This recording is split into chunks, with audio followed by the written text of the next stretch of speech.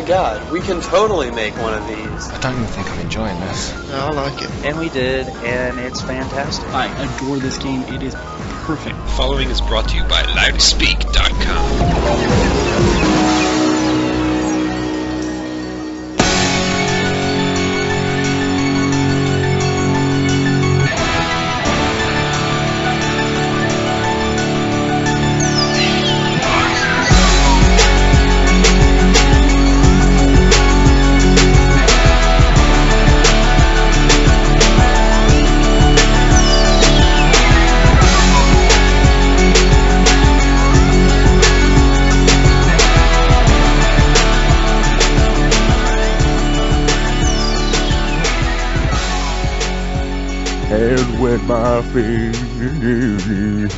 I messed up that intro.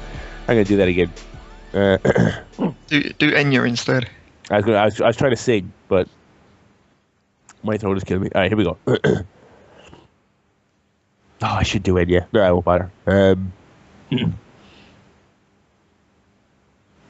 And when I touched her skin, my fingers ran with blood. Yes, everyone, it's episode 198 of True Podcasters.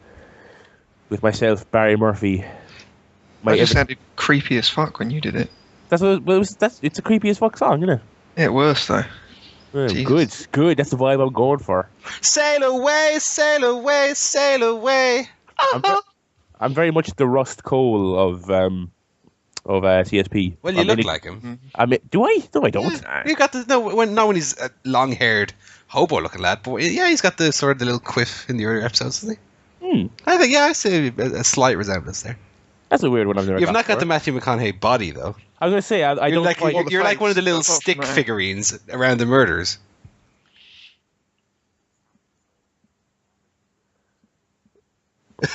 Sorry, I'm opening Snapchats from enemy of the show Jack Scrine, which I shouldn't be doing. I apologise about that, listeners. But anyway, it's unprofessional. Well, I have to have my phone by me because that's how I do my emails and stuff. He sent a Snapchat today, and it was I don't know what he was watching. I'm sure I should know what it was by then. He was watching something with his missus. And it turns out the missus is in the bed with him. I was like, oh, made me feel right inadequate there. He's a knob. Idiot. Anyway. Oh well. Imagine if we sent Snapchats of all the broads we're with. His phone would never be going non-stop.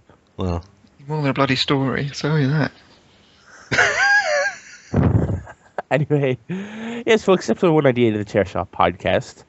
We're back for more fun and games. What do we got to talk about this week? Well, True Detective finished last Sunday. We've talked about that a little bit. Yeah. Lockdown. Did any of you watch Lockdown or just me? I watched Lockdown. Oh, I forgot about Lockdown. Yeah. Understandable. I was going to watch it, but then I forgot that it happened. Well, I promised that I was going to watch it, so I felt a bit of an obligation. It was okay. Yeah, it was alright. I was watching Impact then this week, but I ended up going out last night, and I said I'd watch it this morning, the second half of it. Nah. I watched the clips on the YouTube again. Yeah, I should really be doing that because that's really quick. I watched things. I saw the Britney's debut and stuff, and all that other stuff. Not Spears.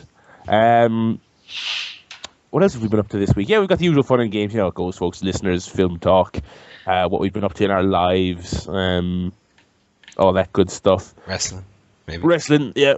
Good. Oh, God, lots of wrestling to talk about. Mad week, so it was. So, yeah. Paul. Yeah. How's your week been? Extremely busy with this new job, which I'm really liking. But oh yeah, Jesus Christ, there's a lot of work to it. So I was doing test calls yesterday. Right. It's when somebody, before they can help the French users, they have to do a little role play with me. not the sexy kind. I was gonna say where you set up. I think there's been a rape up there. Yeah, I was gonna say where you have to set up a Twitter and pretend you're Dean Ambrose. I'll be Cody Rhodes and you be Ambrose, right? And we're both tweeting Renee Young. And basically, we're feuding over Renee Young, and we're going to have a match. Yeah. And you're going to say things like, Cody, don't cross me, I'm the real deal, and things of that nature. Cody, you know your destruction is forthcoming, so you do well to prepare. And I'm a 13-year-old girl. Oh, touch myself over the idea that I'm Dean Ambrose. Don't talk Fucking about weirdo. for God's I do it. I did it when I was that age. You touched 13-year-olds, what? God. When you were how He old? was 13 as well. Close the podcast off. The police are at my door. Uh-oh. No. What? Oh God. Paul, I quick, make a run for it. I think You work 13. for Boxing Huff. Oh, fucking hell, that story. Jeez. I foolishly read the details on that story. That was not a pleasant afternoon's read. Yeah. Must have been like Not Woody nice. Harrelson watching that video. I don't even want to know. Anyway. showing me this. Well, show me this rest. Okay. No! I had to Okay. watch it because he took the mask off. Was that on the latest Botchamania that was on? That was really good. Yes. What video did he use though? I can't remember. Wasn't it Oh fuck. wasn't it Abyss coming out of the ring in a lockdown? Was it that? No, because he hasn't done that yet. I don't believe. What was it then? Oh. It would have been something. But it would have been something from last week. Anyway.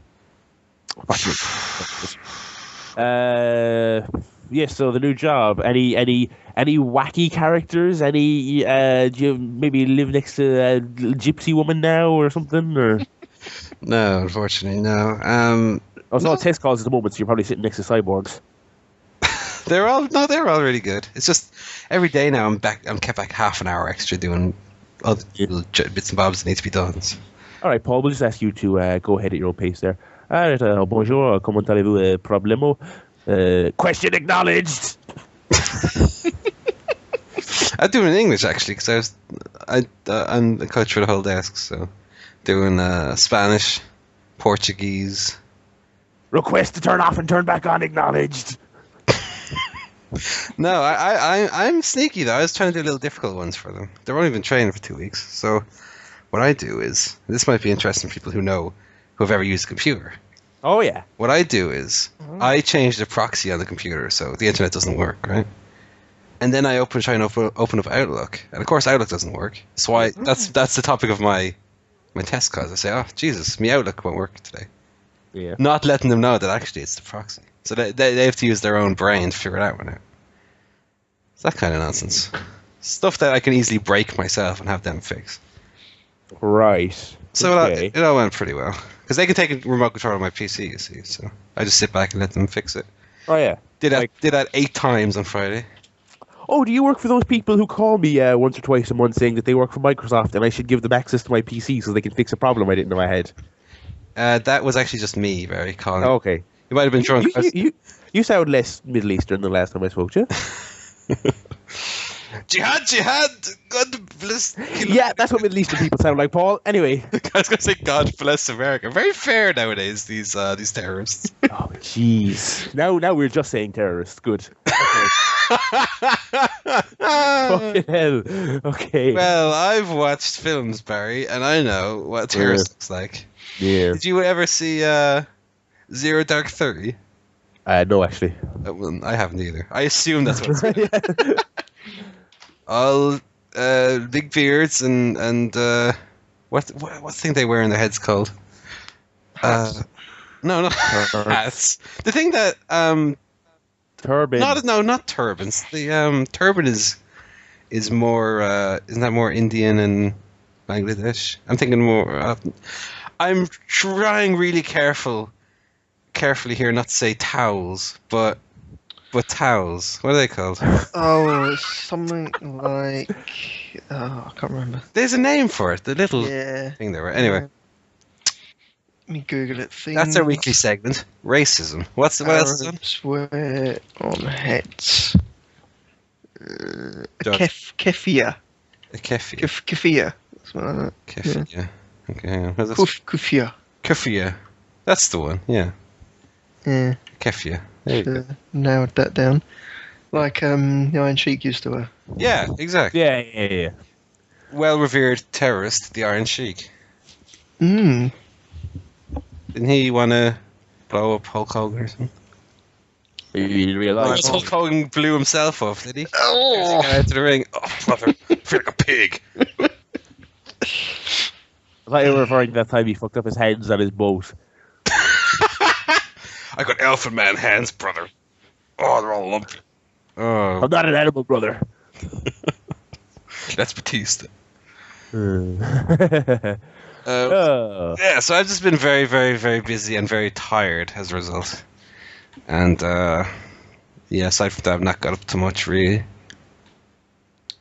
I saw a movie today though, into cinema. Go on.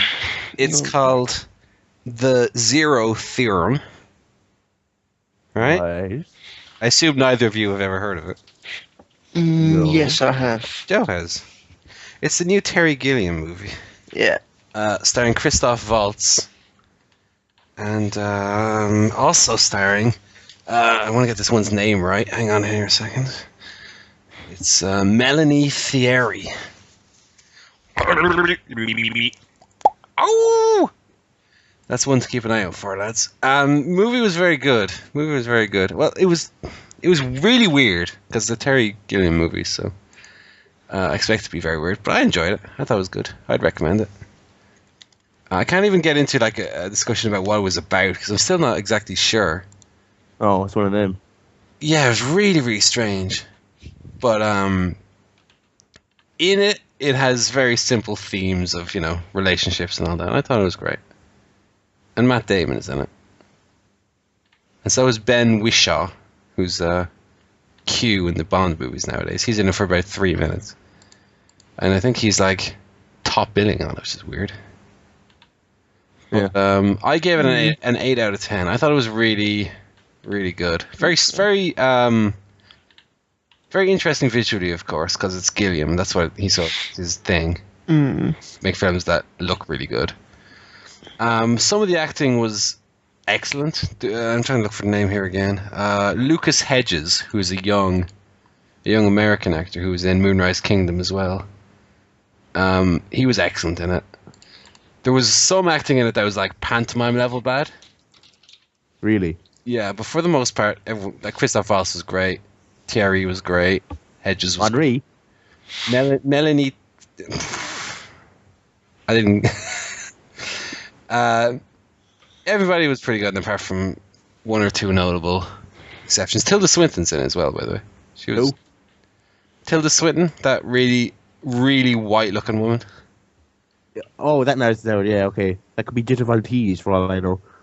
No, she's. How do you describe Tilda Swinton, bro? Who is she in, like? Ethereal. She's in Adaptation, and she was in. There's a lot of Wes Anderson movies. This is just exposing me as a Philistine, so. She's in. So I'm just gonna act like I do know who she is. I'm gonna get her IMDb page up here. She was in Adaptation. What else was she in? What would the Barry know that she was in?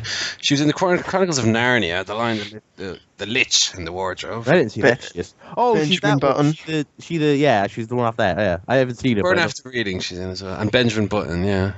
Well, I've not seen any of this woman's films, but yeah, I know who she is. I recognize. Yeah, what you said. She's there. in it, and she was quite good in it as well. It's what I describe it as is: have you ever read Hitchhiker's Guide to the Galaxy? Yes. Joe, okay. It's not like that film, but it's sort of a similar experience to reading the books. It's as if this could be a movie written by Douglas Adams, where he's Like it's long, and you cut yourself on the fingertips doing it, or no? Those books aren't long. Oh, well, compared to the film, it probably is. no. Well, they're- I say that because I've been It reading The shows. Road for about 4 months. Oh my god, have you got past the title yet? It's funny because one of the reviews, it's like the first 3 pages are like really great reviews, and like the fucking woman from the Times is like, it'll be impossible to not read it in one sitting. I was like, I proved you wrong, love. I'm like halfway through it. It's just because I haven't got time. The bit of free time I have got, I have other things I want He's to got do. drink Tabasco. That's shot what I'm glass. doing. That's what I'm doing with my time. I put that over your book learning. Maybe if you'd read the book, you wouldn't do things like that. Oh, there's a chapter in that where the kid's like, Papa, look what I found. It's like, no, son, we can't. I know we're desperate, but we You can't. mustn't. Not the Tabasco. Anyway, Zero Theorem is very, very good. I enjoy it a lot. And the woman, right, Madame Thierry, she is very good in it, first of all. She's extremely good in it. But also, on a more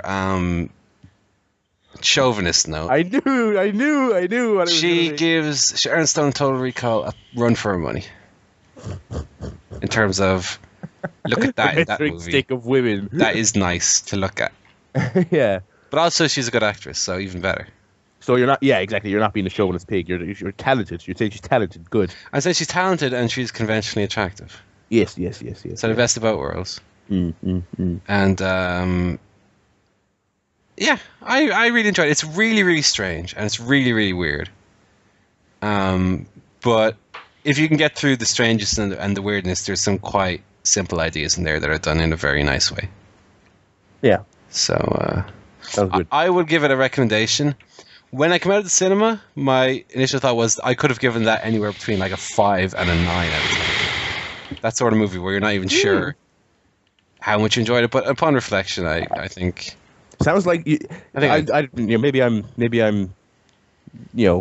crazy, insane in the membrane. It seems like I'm drawing a lot of parallels here with Spring Breakers. Just weird things going on you don't really oh get. no, it's Boils down to some simple ideas. You don't know if it's great or it's rubbish. well, Spring Breakers is patently great. I mean, Well, it is, but it's kind of. I was a bit halfway through. I was a bit weirded out. Going, this is either really good or maybe I'm making it really good in my head. this makes Spring Breakers look like as straightforward as something like what's an extremely straightforward movie? Die Hard. Yeah, Battle Lost. Oh, Die Hard's great. What are you on about? No, I'm not Die Hard is saying great. it's great, but it's straightforward. It's But mad. this is Ooh, yeah, but then it turns out they're not really terrorists. Ooh, Just because they're white doesn't mean layered, layered. this. Yeah, I mean, the Zero Theorem is probably. I know this Gilliam himself probably has weirder movies, but this is definitely one of the strangest movies I've ever seen. Because you're not even sure whether it takes place in the future necessarily or The past. yeah. Wait, Well, because it's at once the style is very futuristic but also very retro. So Oh, okay. it's they make references to things in the real world, so it's not like it's taking place in some alternate world, but it's just very it's very because it's like a mishmash of the future because it's like in futuristic movies where they have like ads that speak directly to you. It has that sort of thing. But then it's also still got like regular smart cars. Right. And everyone is dressed in like a mishmash of futuristic style, but also like they could be dressed like they're after walking out of the 60s. And Yeah, it's all very, That's it's probably interesting. more accurate, isn't it? So, yeah, I guess to an extent. in most futuristic movies, it's like everything has changed. And the Christoph Waltz, who's great in everything, he's great in this as well. And his character lives in this sort of like renovated church. So since most of the movie takes place in this one room, it's a really nice look to the movie and a nice feel. Oh, yeah. Like it's got like a crucifix with a statue of Jesus, but the head's knocked off and has been replaced by a CCTV camera. That sort of. I like films that are largely confined to one area because I feel like it needs the writing needs to be extra strong for that to work. You know what I mean? Yeah. So I think either really good or really bad films will flourish if they have those kind of limitations. Or not limitations, but decisions were made. I would say if you didn't know a lot about Christoph Waltz, because it's not your typical Christoph Waltz performance like he was in the Tarantino movies. I would liken it to, and not just because he's bald in the movie, which he is. He has a completely shaved head in this movie. I think it would be the kind of role that John Malkovich could also play quite well. Yeah. He's also bald, so Correct. He looks a lot like John Malkovich in the movie, but I mean, even tonally, I think John Malkovich would be pretty good in this role. So I will give the Zero Theorem a recommendation. I would also say we saw it in View Cinema in Liffey Valley, which is your as mainstream cinemas go nowadays. We saw it in the smallest screen in cinema. I think it's only been out here for 2 days. I think it only came out yesterday. It's already the smallest screen in cinema, and we were the only two people there aside from one guy who just got up and left during the movie and never came back. Yeah. And he didn't even get to see the booby bit, so tough titty for him. So the maybe he knew that. there's was a coming. lesson. Yeah, there's a lesson. Mm, Patience. processing. Patience is a virtue. And also you get to see Christoph Waltz's arse. and possibly, I couldn't make it out, but possibly a hint of Ding Ding. How could you not make it out? How small is the screen? How small is the ding? Shading. There's effective shading used. Oh, okay. But there's if you're into Valsting, there's a potential for that. So get out to your cinemas quick before it's not there anymore. Or it's banned for being disgusting. But it's a shame that films like this that are clearly made just to like there's no sort of outside influence on Terry Gilliam. This is clearly like his vision undiluted. And it's good that films like that can be made, but it's a shame that they're like this film's gonna make no money whatsoever. Yeah. Like, zero negative money. Zero. Theorem money. Yeah. 12 rounds money. I would imagine 12 rounds probably make more money. Terry Gilliam's just not a draw. I don't know. Most of those films lost like 5 million each or some shit like that. So I don't know. I want to see what the budget was for the Zero Theorem. Yeah. Alright then. This is the only movie I've seen this week, by the way. That's why I'm going into. Did it look like it cost a lot of money? Yeah. I think it's probably good. See if it has a What do you budget. do that? I'm going to open up the Saturday update here on F4W online. See if it's any use. Zero Theorem. Let's see here. Budget. It's cheap enough. 8.5 to 13.5 million was the budget. Yeah, it's quite a lot. I don't see how much money it's made so far, but it's been getting mixed reviews. So I didn't go in with extremely high expectations. I think it has on IMDb it's got a 6.9, but I really enjoyed it. I can see how people wouldn't get it because it is very strange, but as a sort of it's not even like depressing because the main character is very much an outsider who just does almost like a hermit outsider. Yeah. But at the same time it's very relatable. I really liked it. I'm just going to say again, I really liked it, and if it's showing near you, it's not even that long a movie, so go check it out. You'll probably enjoy it.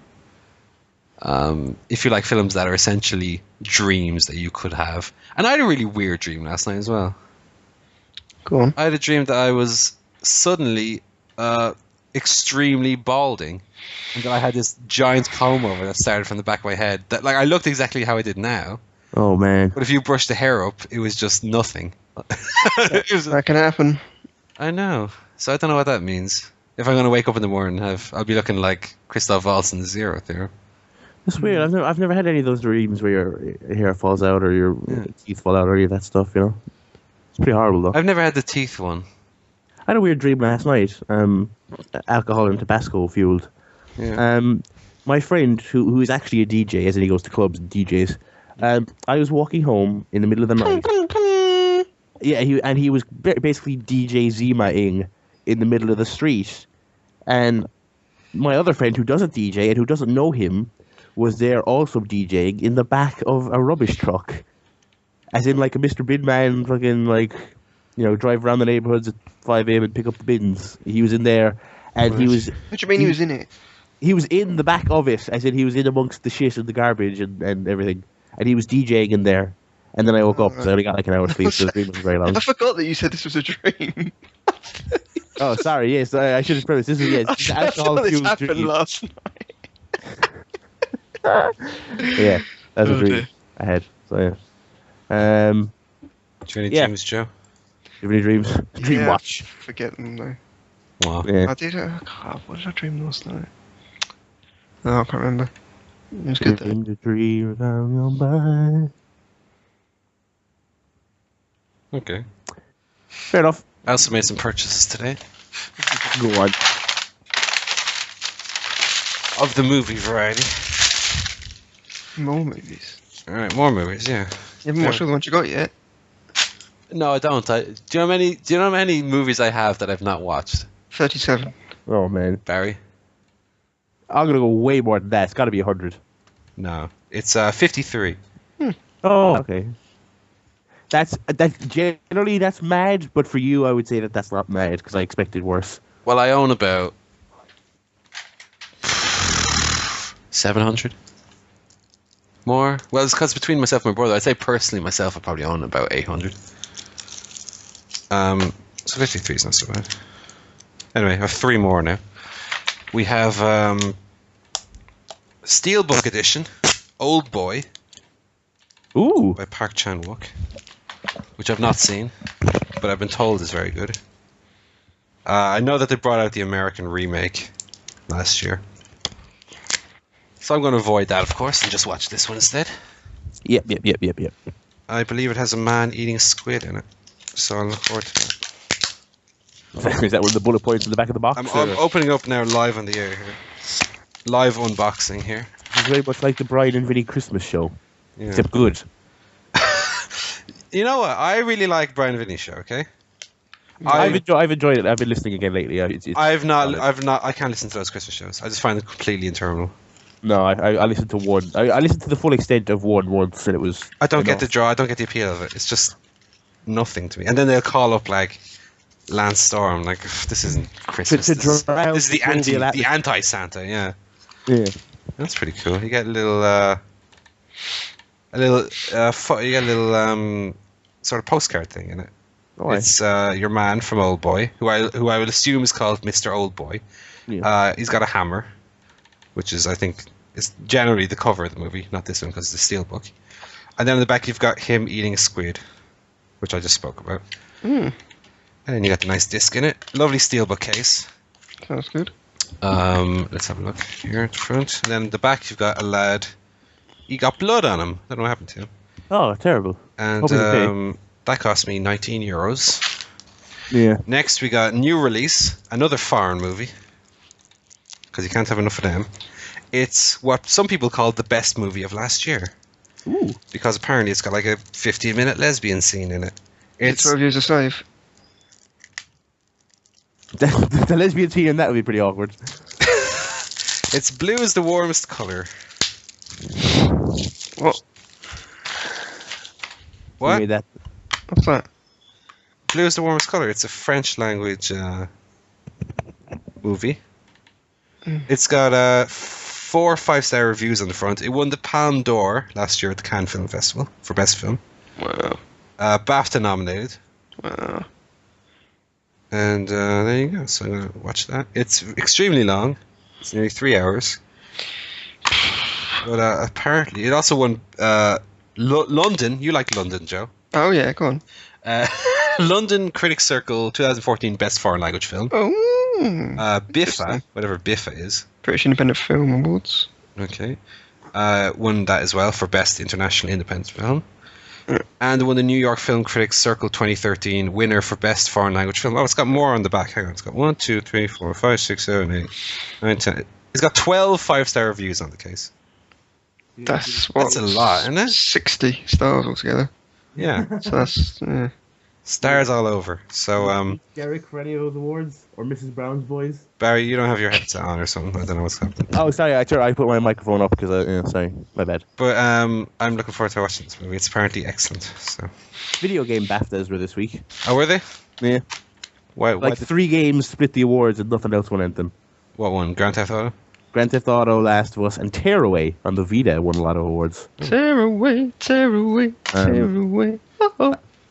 Last of Us won all like best game and best performance. Yeah, best game and shit, yeah. This last film might be a bit controversial because it got some pretty dire reviews.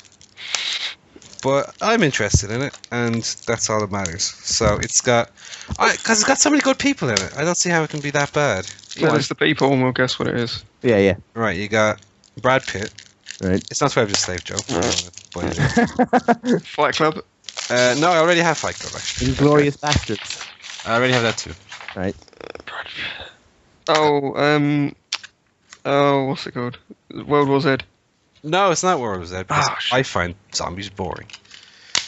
It's got also Javier Bardem. Oh, fuck, what is this? Oh. God damn it. It's got Michael Fassbender in it. Wow, a lot of... movie 39 or whatever the fuck that thing is called. No, it's got Penelope Cruz. Oh. It's got Cameron Diaz. Machete. And it's directed by Ridley Scott. Is this an Ellen DeGeneres selfie? Oh, by the way, can people stop doing that now? Oh, Every time an event happens, there's selfie. Oh, the talent selfie. The fucking Irish rugby. If you want a picture, just get someone to take a fucking picture of you. The worst thing is when people do it and they call it like A selfie? No, they call it an Ellen DeGeneres thing. It's like, no, people were doing that before she did, for fuck's No, sake. it's worse when people do a regular photo and go, a selfie. It's like, it's not a selfie if you're not taking the photo yourself. Anyway, the final film is The Counselor. Which I'm... What? The Counselor. Considering all those people in it, I have never heard of that. Right. Yeah, I'm pretty amazed. It got a pretty big release last year. Who else is in it? Is that it? Yeah, this has no stars on the cover, as a matter of fact. But Empire called it shocking and powerful, and Total Film called it an absorbing thriller. Yeah, There you go. solid comments. I mean, the thing about comments is that you can get any film can really get comments, and also it depends on where they come from. Like if you And go the context as well. yeah, if you go like to HMV and you look at the schlocky B movie horror, it's like it'll have say riveting. The website is in really tiny letters. It's like totalgore.com or some shit, you know. So it'll be like riveting ... Good. This film could have been riveting, and it could have been good, but actually shite. They're like, riveting, said Total Film. Yeah, so anyway, they were my 3 purchases today, so I'm looking forward to watching them. I still didn't watch Delicatessen from last week, but that's because I was so busy. Didn't get the chance. And Joe watched Pacific Rim today, and he didn't watch it either, so I'm the Well done, Joe. It was boring. But he gave it a God. positive review, in fairness. No, I didn't. He gave it a 5.8. That is a bad score. That's more than 5. 5's the average. It is definitely more than 5, but in my grading curve, that's a bad score. Well, I would say if you didn't like it, you probably would have given it... Because that's only 2 off of 6, which I gave the Three Stooges, and I liked that movie. So, Yes, but you two, we need kind of like, you know what we need? We need like a sort of currency exchange of enjoyment points, and it's like on the Dow Jones today. well, you've got Joe 10 to enjoyment work points. with. At a 5.8, Barry, I think you'll find it's close to a 10 than it is to 0. So Yeah, Well, that's true, but equals it's not like good, baby. That was up. new. Doodle doodle do. I could forgive everything about that film if the fights were good, but they're not. I think the fights are good. No. They were. It's struggle for Joe to discuss the film without one word.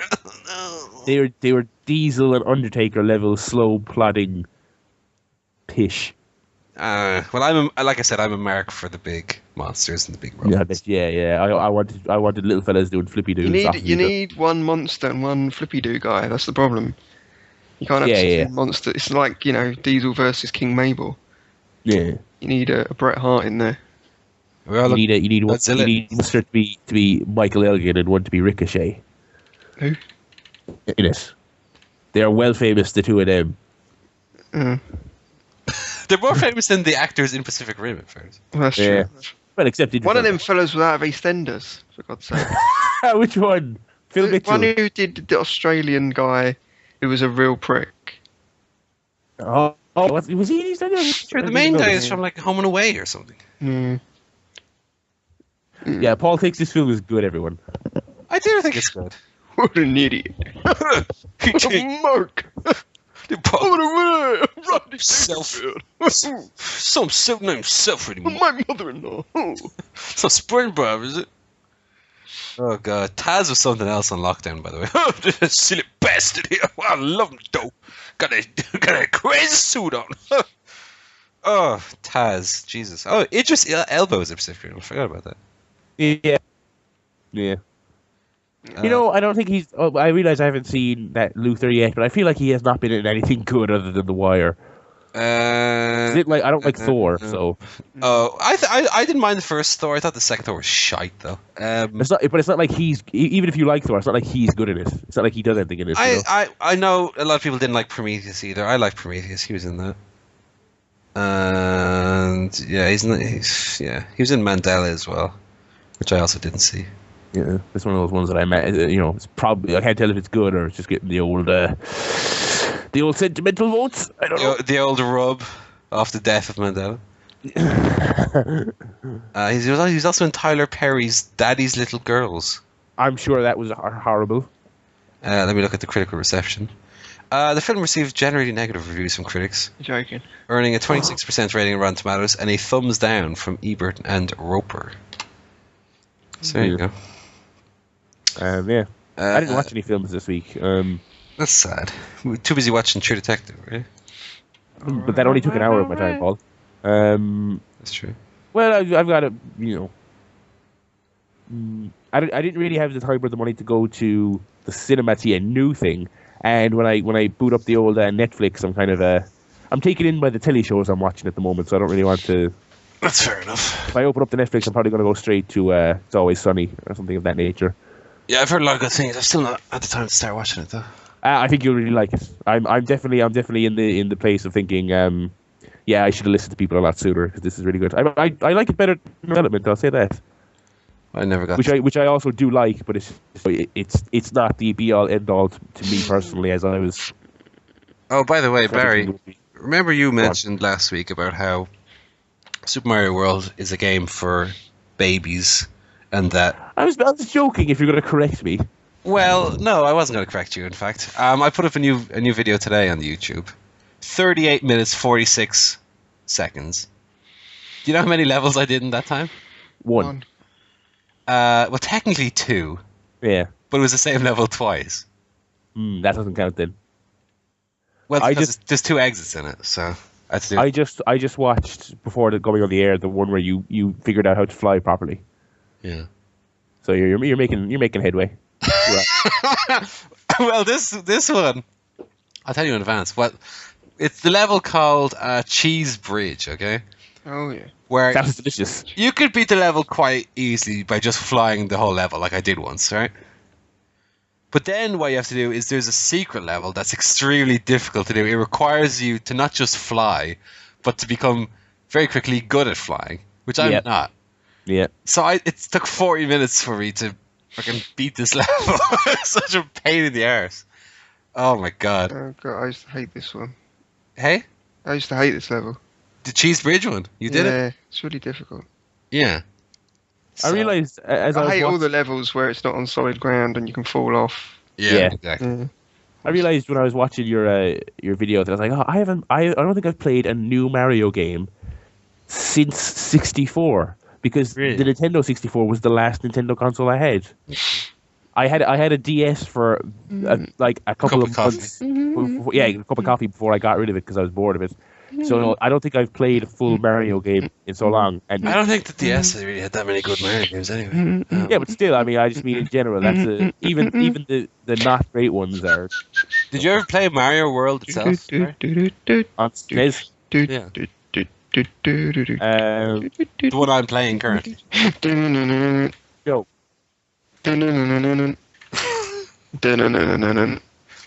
I was saying recently the Galaxy games, of course, are really good if you can pick up a Wii for a tenner. And one that's really good is Super Mario 3D. Yeah, I should play those. Yeah, 3DS. Hey? I should play those Wii ones. I played them. Well, you have to have a Wii first. I know, I might get. How much are they? Well, someone will probably pay you to take their Wii off. yeah. If there's a CEX near you, you can probably get one for like 40 quid. Okay. Yeah, the Mario Galaxy games are extremely good. Yeah, I was thinking that I should because I went into I was like they had PS2s and stuff, and I was like, oh, I can buy one of these for 30 quid or whatever. And I saw a Wii, and I was like, if I got a Wii, even though wasn't renowned for having a lot of games over the course of 7 years, I tell you what, the Wii for all the fitness sims and dance to Lady Gaga, there's a lot of good games on it. Yeah, I mean, It's got quite a good library. Exactly. So I mean, if you had it at the time, you were probably annoyed at how few and far between they were. But now that it's all done and dusted from beginning to end, there probably was a lot, and I can all get. Yeah, well, I have them. I have all my Wii games over here, so I can just have a peep now. Yeah. But it wasn't until I reassembled them there a few weeks ago, the whole collection. How many? Like, I didn't realize how many Wii games I had.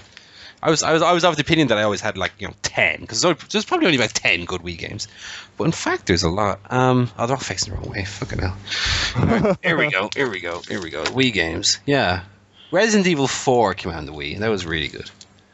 Oh, that's That's one of my all-time favorites. I mean, it came to every. It's coming out again this year on PC. Oh yeah, it is the So HD. it's like, I remember when that announcement was made. The headline on GiantBomb.com was "Time to buy Resident Evil 4 again," because there's been like 6 different versions of that game on every console. But one of the greatest games of all time. So. It is really good. Yeah, so I've got 1, 2, 3, 4, 5, 6, 7, 8, 9, 10, 11, 12, 13, 14, 15, 16, 17, 18, 19, 20, 21 Wii games. That's not bad. And 22 if you count Mario Kart Double Dash, which is by far the game I've played the most on the Wii, even though it's a GameCube game. Oh Jesus! In looking at that, I leaned on my laundry basket and it's just fallen apart. It's completely broken. What did I do? Oh, I've broke one of the screws on it. Overfilled it and just never did any washing. Well, clearly it's too fragile to support my lithe frame. Resident Evil 4. Sure, it wasn't gimmicks like when there's announced. It's like a trophy. That Andre the Giant trophy is going to get hit over someone's head, probably. Not sure about You want to write these down, Joe, in case you do get a Wii ever. Resident Evil 4. I'll Right? just listen back to the show. Okay. Someone send Joe a timestamp then. The 2 Zelda games. Although Skyward Sword is not that good, so. Yeah. Mario Galaxy 1 and 2. Super Paper Mario is really good. Mario Kart Wii I didn't really like. Metroid Prime 3. GoldenEye 007 I quite liked on the Wii, even though it's quite simple. Oh no. Smash Bros. Mario and Sonic at the Olympic Games, a good party game. That's all the good ones. WarioWare was pretty fun. That was the first one I got. And that's them all. I'll think about it. Yeah. Yeah, I actually didn't play the games this week either. I've been playing South Park still, and Mario, of course. Yeah, how's that going? South Park's really fun. Yeah. It looks really good. It looks extremely good. Which, I was disappointed initially because I thought it was going to be a PS4 game. But, I mean, given that it's the South Park visual style, it doesn't really matter that it's only a PS3 game because it looks pretty damn good. It looks like an episode of South Park. Yeah, exactly. So, It's like, got a whole if it lot was on to it, PS4, I don't think it would make a big difference. It would have cost me €10 more, probably. But, yeah, and I went into HMV today, and it's sold out. And when I Really? went last week, they had loads of them. So luckily I went when I did, or luckily I decided to buy when I did. Because I went back today. At least I didn't look at the Xbox, but at least on PS3, they didn't have any. So there you go. Speaking of nerd shit, I'm Nerd shit. well, we are. I'm looking at the Dublin Comic Con website because that's a thing. That's Oh, happening. what wrestlers coming to it? I don't think they have Chris any announced yet. Masters. Bubblegum O'Reilly. Oh, what's his face? Chris Masters is coming to Ireland soon, by the way. He's I doing saw that some- poster. Yeah, he's Um, wrestling my dad apparently. Did you see that poster I tweeted? Which of- one? Oh, American Wrestling. Killdozer or whatever. Killdozer, an Irish powerhouse, the Scorpion Kid. I did notice that it was Scorpion. Yeah. I think that's probably Right. just to avoid any copyright because he looks like Sting. Yeah. He looks like late 80s Sting. That's what he looks like. But he's not the Scorpion Kid. It's Scorpion Kid. All right, so it's Dublin Comic Con. I'm scrolling through the website here. So we've got Xena Warrior Princess. we've got Ernie Hudson, who was Winston Zeddemore in the Ghostbusters films. I don't know who that is. He was in Oz and he was in The Crow. That's not a big star or anything. Ian Churchill, who illustrated X-Men, DC, and Are these everything. is this top build talents? Is it? No, they're in chronological order of billing, Oh, so right. it's not like these are the big guys. Here's a good one: Kevin Conroy, I knew Kevin Conroy was going to be there.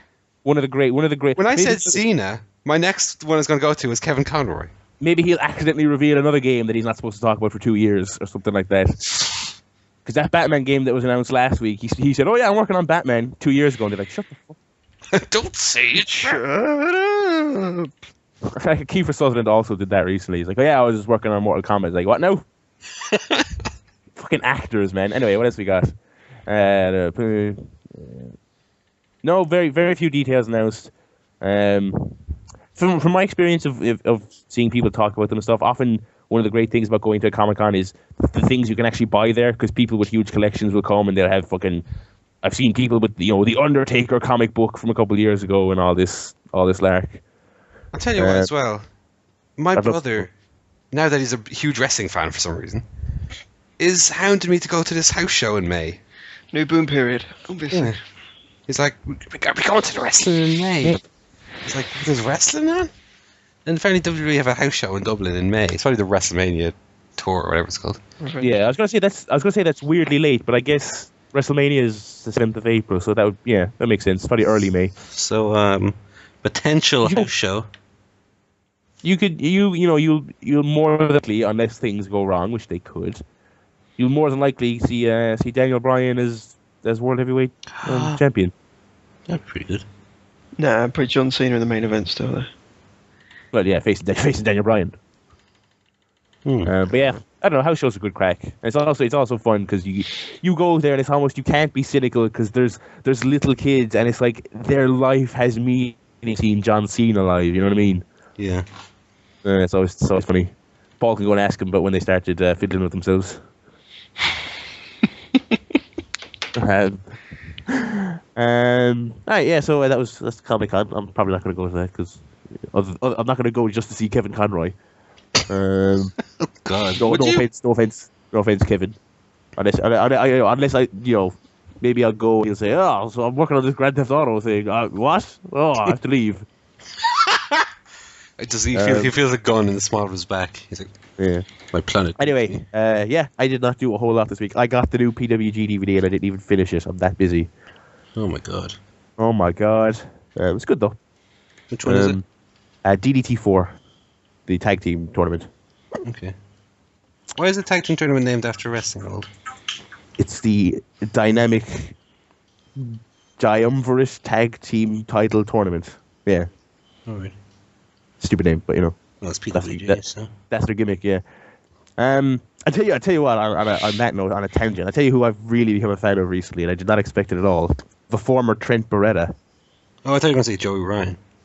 Well, he's also doing better than he's been. He's teaming with Candice LeRae now, and they're a weirdly good team. It's weird, but yeah, Trent Beretta is fucking really good. Oh yeah. Really, really good. So kudos to him. You're doing well, lad. Fair play at you. By the way, people, you should be checking out Paul's Let's Play of Super Mario World. See his excited little face when he figured out how to fly. Oh, see, there we go. Little leprechaun voice. I was extremely excited when I figured out how to fly. Because I legitimately never done it before. Mm-hmm. This is a game I finished as well. So, there you go. Yeah, so I had a very quiet week. I have nothing to report other than True Detective finale was really good. Yeah, I thought the nature of the killer was a little bit cliche and a little bit on the nose. But then I was like, it's not like that's a surprise because based on the imagery they've been using from episode 1, it kind of had to be. It would be lame if it was like Dexter. My problem was that the actual final, not to spoil it for anyone who's not seen it, of course, but I thought the final showdown was a little bit too Hollywoody. Yeah. Action. Well, not even that, but the presentation of people being shot multiple times and just no selling it and lifting people up over their heads and for a show that was so gritty and I realistic. think you were watching Raw. Yeah, do it moves on the apron and kick it out at one. Yeah. Well, to use an analogy, that's sort of what it was, in a way. Matthew McConaughey is very much the Adam Cole of television. He kicked out of that tombstone Woody Harrelson gave him, and Well, that's what Adam Cole can start using now. He can be called Rusty Cole. oh, that would be awesome. He can grow a little 3-sided mustache. And go, alright. That'd be pretty cool. And, yeah, some people were very disappointed with the True Detective finale. But I thought it was good. I think I overrated it at first. Like, looking back on it, I wouldn't even put it in the top, probably. I thought it was a good finish, not great. Yeah, I'd probably put it in. I don't think it'd even be in my top 3 favorite episodes of the season. It kind of had the Breaking Bad thing of it was great because of how well they didn't mess it up, if you know what I mean. You know what I mean? It was kind of what the show needed, and in that regard, the lack of surprises was good in one way, but kind of disappointing in another way. It's not like the finale caught you off guard by doing something. You know what I mean? Yeah. It was all very safe. I thought the ending was a little Return of the King as well. Like, it felt like the show was winding up, and then it would go on, and it would go on, and it would go on. And like, there was one shot at the very end, and again, this isn't a spoiler anyway, but there's a shot at the beginning of the episode where it pans over the sort of town, and the fields and the lakes and stuff. And then it does that again at the end. I thought it was like a nice bookmark. But then we had another like scene or two. And I mean, although I liked where it went in the end, I was like, okay, it's wrapping up now. Oh no, it's not. Okay, it's wrapping up now. No, it's not. And it just kept going and going. Too many false finishes. Yeah, and I mean, I understand the criticism that people are saying that maybe everything was just wrapped up a little too nicely. But you know, that happens. Yeah, I enjoyed it. I don't know whether the finale heightens or lessens my opinion of the show overall. Because the finale, of all the episodes, the finale was almost the most conventional. Yeah. It was very straightforward. And the whole middle section, although I liked the whole scene that they're, like the chase, essentially, through the tunnels, if you want. Like, I love all that sort of stuff, that sort of spooky feeling. It was almost sort of like Shutter Island-y in a way. And I like that. But in terms of it being True Detective, it was almost like your typical procedural cop show in a way. Like, it wasn't this step above that True Detective has been this whole time. It was very straightforward, you know? And they did that with the big set piece where he's escaping from the thing with the guy, and it's all one shot. Yeah, but that was done in an exceptional way, you know? It didn't feel particularly organic to what else was going on. True. Like, it wasn't really part of the whole investigation. Yeah. It felt like they just needed some, action. But it was great. Yeah, but it felt like an exceptional bit of television anyway. Yeah. Whereas I don't think it ever reached that point with the finale. No. I mean, if people can hear me clipping my nails, I'm very sorry. We can. I'm sorry if they can also hear that dog barking, which is mine. My nails are too long, I need to clip them. My dog is too loud. My dog don't shut up. That is grotesque. What is? You hearing your nails being Alright, clipped. I'll stop then. Now I've got some long nails and some short, right? I hope you're happy, listeners. I'll go to scratch my nose now and get a big nail on it and scratch myself all up. You could have done this before the show. I didn't find the clippers until I was looking at the Wii games, and I noticed they were on the floor. Where did you end up with the clippers, man? On the Wii games where they belong. No, they must have been on top of my cabinet with all my films and fallen off and landed there or something. Yeah. That's where they were. Maybe they're alive, like Toy Story, like a really boring Toy Story. Clippers and glass. The glassy, he's coming. Stay still. Woody Allen is Clippers and Wii games. Oh, yeah, I was expecting a Woody Allen voice there, Barry. You've let me down. I can't do a Woody Allen voice, to be honest. Alright. Yeah. So yeah, You remember when Woody Harrelson was in Cheers? Yeah. And sometimes he'd talk to the guy in Cheers. He was the psychiatrist. Everybody knows your name. Scrambled eggs. That was such, when the moonlight fades away. that was such a blatant setup, Joe. That was almost like a shameful one. Yeah. But Woody Harrelson was in that show, and he did a guest spot in The Simpsons in that episode where Kelsey Grammer's character doesn't speak, which is weird. We need to start referencing Becker on this show. Let's talk more about Becker. Becker. Remember Becker? Becker used to be on before the wrestling, like an hour or two before. Oh God! Oh, Becker was dreadful. I never watched it. No, it actually wasn't. It was not. Was bad. it Ted Danson in Becker? It was Ted Danson. He would play like an asshole doctor, and it was very overplayed in the sense that he was just a complete. It was kind of like House, but not critically acclaimed and not really renowned or anything like that. But it was alright. Becker was alright for a half hour. It was not the most offensive thing on Paramount Comedy, which is now Comedy Central. Yeah.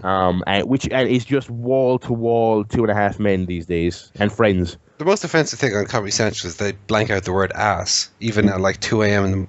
and 3 a.m. Mm-hmm. No ass. So therefore, watching, I think we spoke about this when we were talking about RoboCop, but watching that show that Red Foreman is from, that 70s show. I can't believe I said that show and I still didn't remember. Yeah. Jeez, what a moron. Oh, God, Paul, I wish someone would take your brain and put a foot up its ass. Dumbass!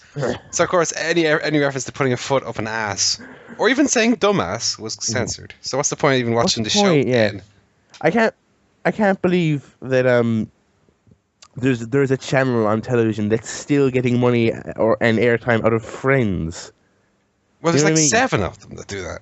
Yeah, but like Comedy E4, Central, the Friends channel. Well, E4 lost it, and Comedy Central got they lost it, and Comedy Central got it, and Comedy Central go even more overboard than E4. It's mental, and I tell you what, I like Friends, but when it's been on as much as it has, you learn the difference of that and the true greats like The Simpsons, because Friends has aged significantly worse on repeat viewings than the Simpsons at its peak. You know what I mean?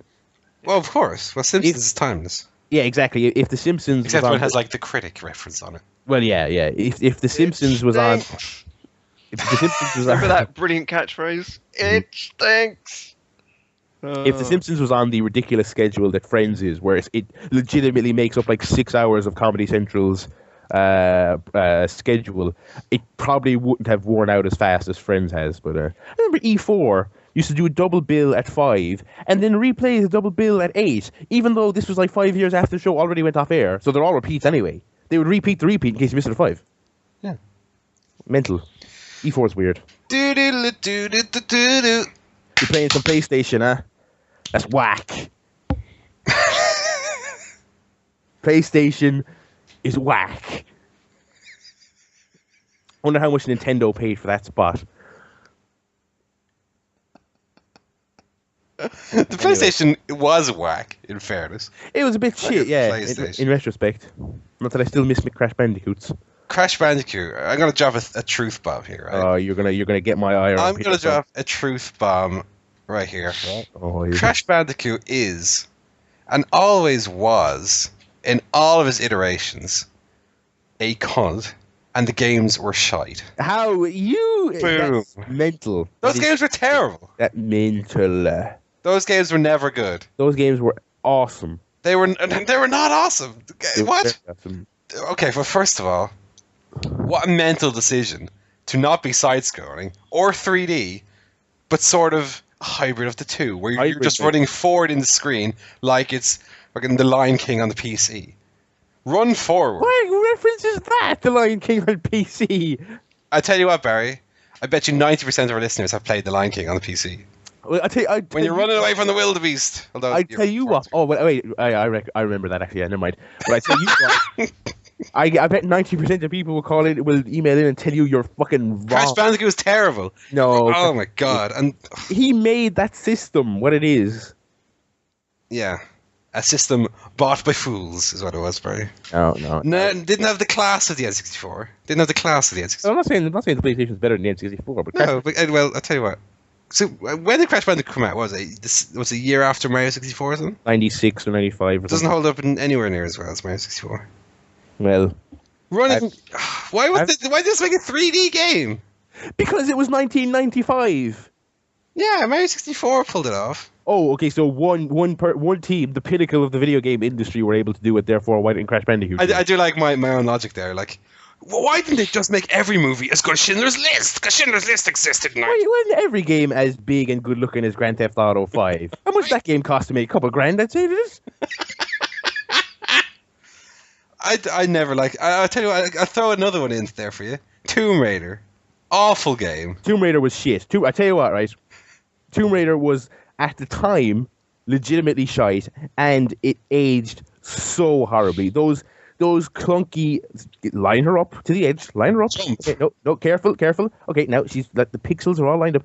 Now run backwards. Oh no, you've turned her around again. Okay, line her up again. It was the least dynamic. It didn't even feel like a sort of action platforming game. It was like a fucking puzzle the way you had to, because the controls were just dreadful. And it's also it's weird to get yourself, look back on 20-year-old video games and think, how, I realize this is like a weird thing to say, but how did we think those were good graphics 20 years ago? And to that end, how did Lara Croft become a sex symbol? You know what I mean? She was this weird, atrocious... But like, she was this weird, atrocious triangle woman. That's what. Well, Madonna was like big then. back in the day. But anyway, it's like, before last year's reboot, they rebooted Tomb Raider like 10 years ago at this stage, I suppose. remember, yeah. Crystal Dynamite, and it was like they weren't the most blowaway games ever, but they were solid. And I was like, these solid, decent PS2 Tomb Raider games are so much better than the original ones because the original ones are really overrated gash. They were iconic because she was iconic, but the games were just terrible. Yeah. What else was shit? Let's talk about what else is world renowned and was shit. WWE. WWE. Every game they've put out that wasn't an Aki Engine game. Yeah, I think those are the main ones. I never played much Sega stuff. Oh, that's another one. I'm convinced that Sonic was an of-the-time thing and was never good. I never really liked Sonic either. So. It's one of those things where it's like the fun is in how fast you're going, but the game in those sections almost plays itself. Yeah. And as an actual platformer, when you're going slow, it's not particularly good. And so people these days who are 20 and up are like, how can they recapture the good old days of Sonic? It's like... It wasn't good. It's just Get rid of all the other games that are better. Yeah, you were 5 and it was super fast and it looked pretty and it was cutting edge at the time and that was it. There were lots of noises. Green Hill Zone has got a good theme song though, in fairness. That's true. It has good music. Yeah. There's actually talk about this on the Giant Bomb podcast about Doom is apparently in the works. They're making a new Doom game. Didn't they do that already? Remake Doom? No. Or was that just a movie with The Rock that they made? That was a movie with The Rock, yeah. Right. Okay. Graphics aren't that good. Oh, no, sorry. It was Quake that they remade. Yeah, they remade Quake. Yeah. But they were talking about, like, how can you remake Doom and make it interesting in this day and age? Because what was cutting edge and awesome about it was the fact that it came out in the early 90s and there was nothing else like it and it was mind-blowing. Yeah. It's not necessarily that you can go back and play it and it's still awesome, because it's not, because I've done that. Well, it's the same as when they tried to remake GoldenEye on the Wii. Yeah, that's like so many shoot 'em ups. Like this, the whole shoot 'em up genre has advanced so much. It was an of the era thing. Well, speaking of which, go on. GoldenEye doesn't hold up today. No, GoldenEye is so terrible to control if you go back and play it now because of the one thumbstick. One thumbstick and those wacky C buttons to control like aiming or something.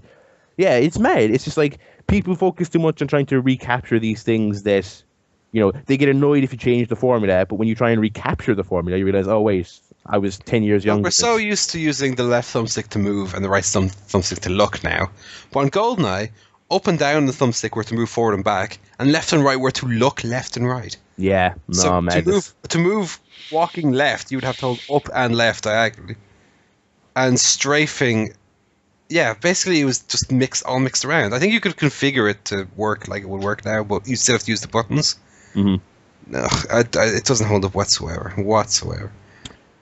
Video games are weird, everyone. Relish the time that we're in, everyone. Don't Mario 64 still holds up, and Mario World is still great. Yeah. Excuse me. All the SNES games are still really good. Because I think that was the big shift from 2D to 3D, is that all the 2D games still hold up because 2D hasn't advanced that much, Yeah. It's because even the way of controlling 3D games is so different now that the early 3D games just don't work anymore. Yeah. So like Mario World, visually, it looks old, but if that came out on like the 3DS or whatever today, perfectly good game. Mm-hmm. Functionally, great. And as far as graphics go, I used to have, and Joe might have had. Do you have a SNES, Joe, as well? Yeah. Yeah. I had International Superstar Soccer on the SNES. Oh, yeah. And I thought it was like watching real football. The players didn't even have faces. Or real limbs. They were just weird looking. Well, in those days on TV, you couldn't see the players that well, though. And now you can actually see the players' faces in HD. Yeah. Back then, you could. I thought that was like real life, playing ISS.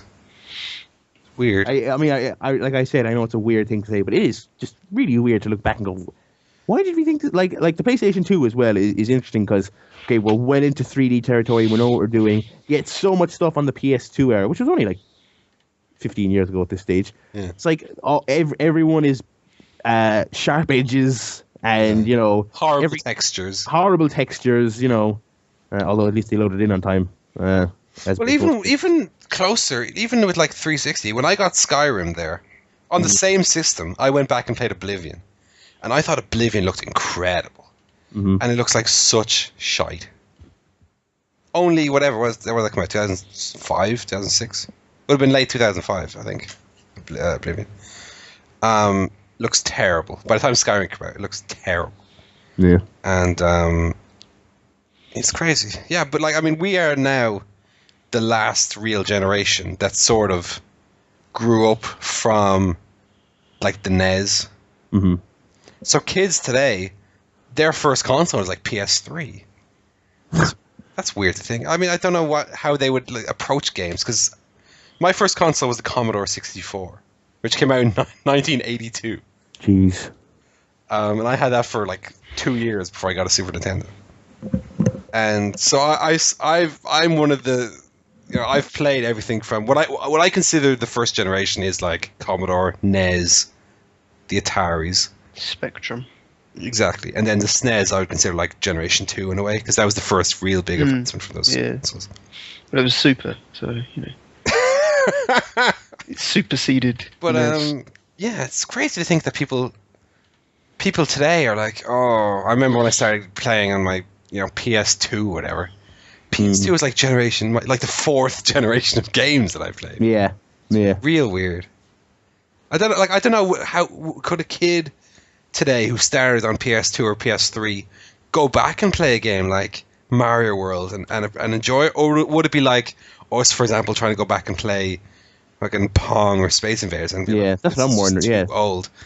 I'd be interested in finding that out as well. I wonder what they make as well of like indie games that are stylized to look older. You know what I mean? Yeah. Or even the controllers, like even holding the SNES controller, it's like, this isn't all ergonomically designed for my hands. It's just like a flat slab with buttons on it. Yeah. Also, I can imagine, it's just like, also, not only in terms of design, but how primitive do those games look when you pick it up and it's like a D-pad and 2 buttons. Yeah. These ones we've got, 4 buttons, 2 sticks, a D-pad, 4 triggers, fucking rumble, fucking lights coming out of the top of it. It's wireless. Put your headset in here. It orders your pizza for you. What's this cartridge gimmick? Yeah. Have you played Hotline Miami, Paul? I have, yeah. I have. Oh, great game. Really good soundtrack as well. Oh, I bought the soundtrack. I love it. Yeah. I really like Hotline Miami. Because I was watching the Mario thing you did, and you were talking. I played on the PC though, not on. I did. Yeah, I went PS3. But you were talking about the music and how it's different today than what it used to be. I was like, yeah, Hotline Miami's got that great kind of techno 8-bit infused. Well, I know that you liked. I remember you talking like ages and ages ago about game soundtrack. I don't remember which one it was. One that you liked, but it was your typical. It might have even been. No, it wouldn't have been Batman. I don't remember what it was, but it would be your typical sort of orchestral, almost like a movie score. Probably The Last of Us. The Last of Us has. I think it was even longer ago than Last of Us though. BioShock. I don't remember what it was. Some like this could have been like 3 years ago, literally. But I know what you were saying in the video about how it's great that these games have these cool orchestral scores. But it's it's nice to have you missed the bleeps and the bloops because they were distinctly video games. But even in terms of like overworld in like Zelda or Mario 64, like in modern games when you're in the overworld of the game, now it's all like even games like Skyrim, although Skyrim has sort of very light orchestral music playing in the background, even games like Fallout, it's just all environmental sounds, very empty. Whereas in these old games in the overworld, you got like these booming, even in Donkey Kong, you got like the booming Donkey Kong theme playing while you're in the overworld, and Zelda as well. And I just feel like I feel like in shifting to realism, that sort of feeling has been lost a bit.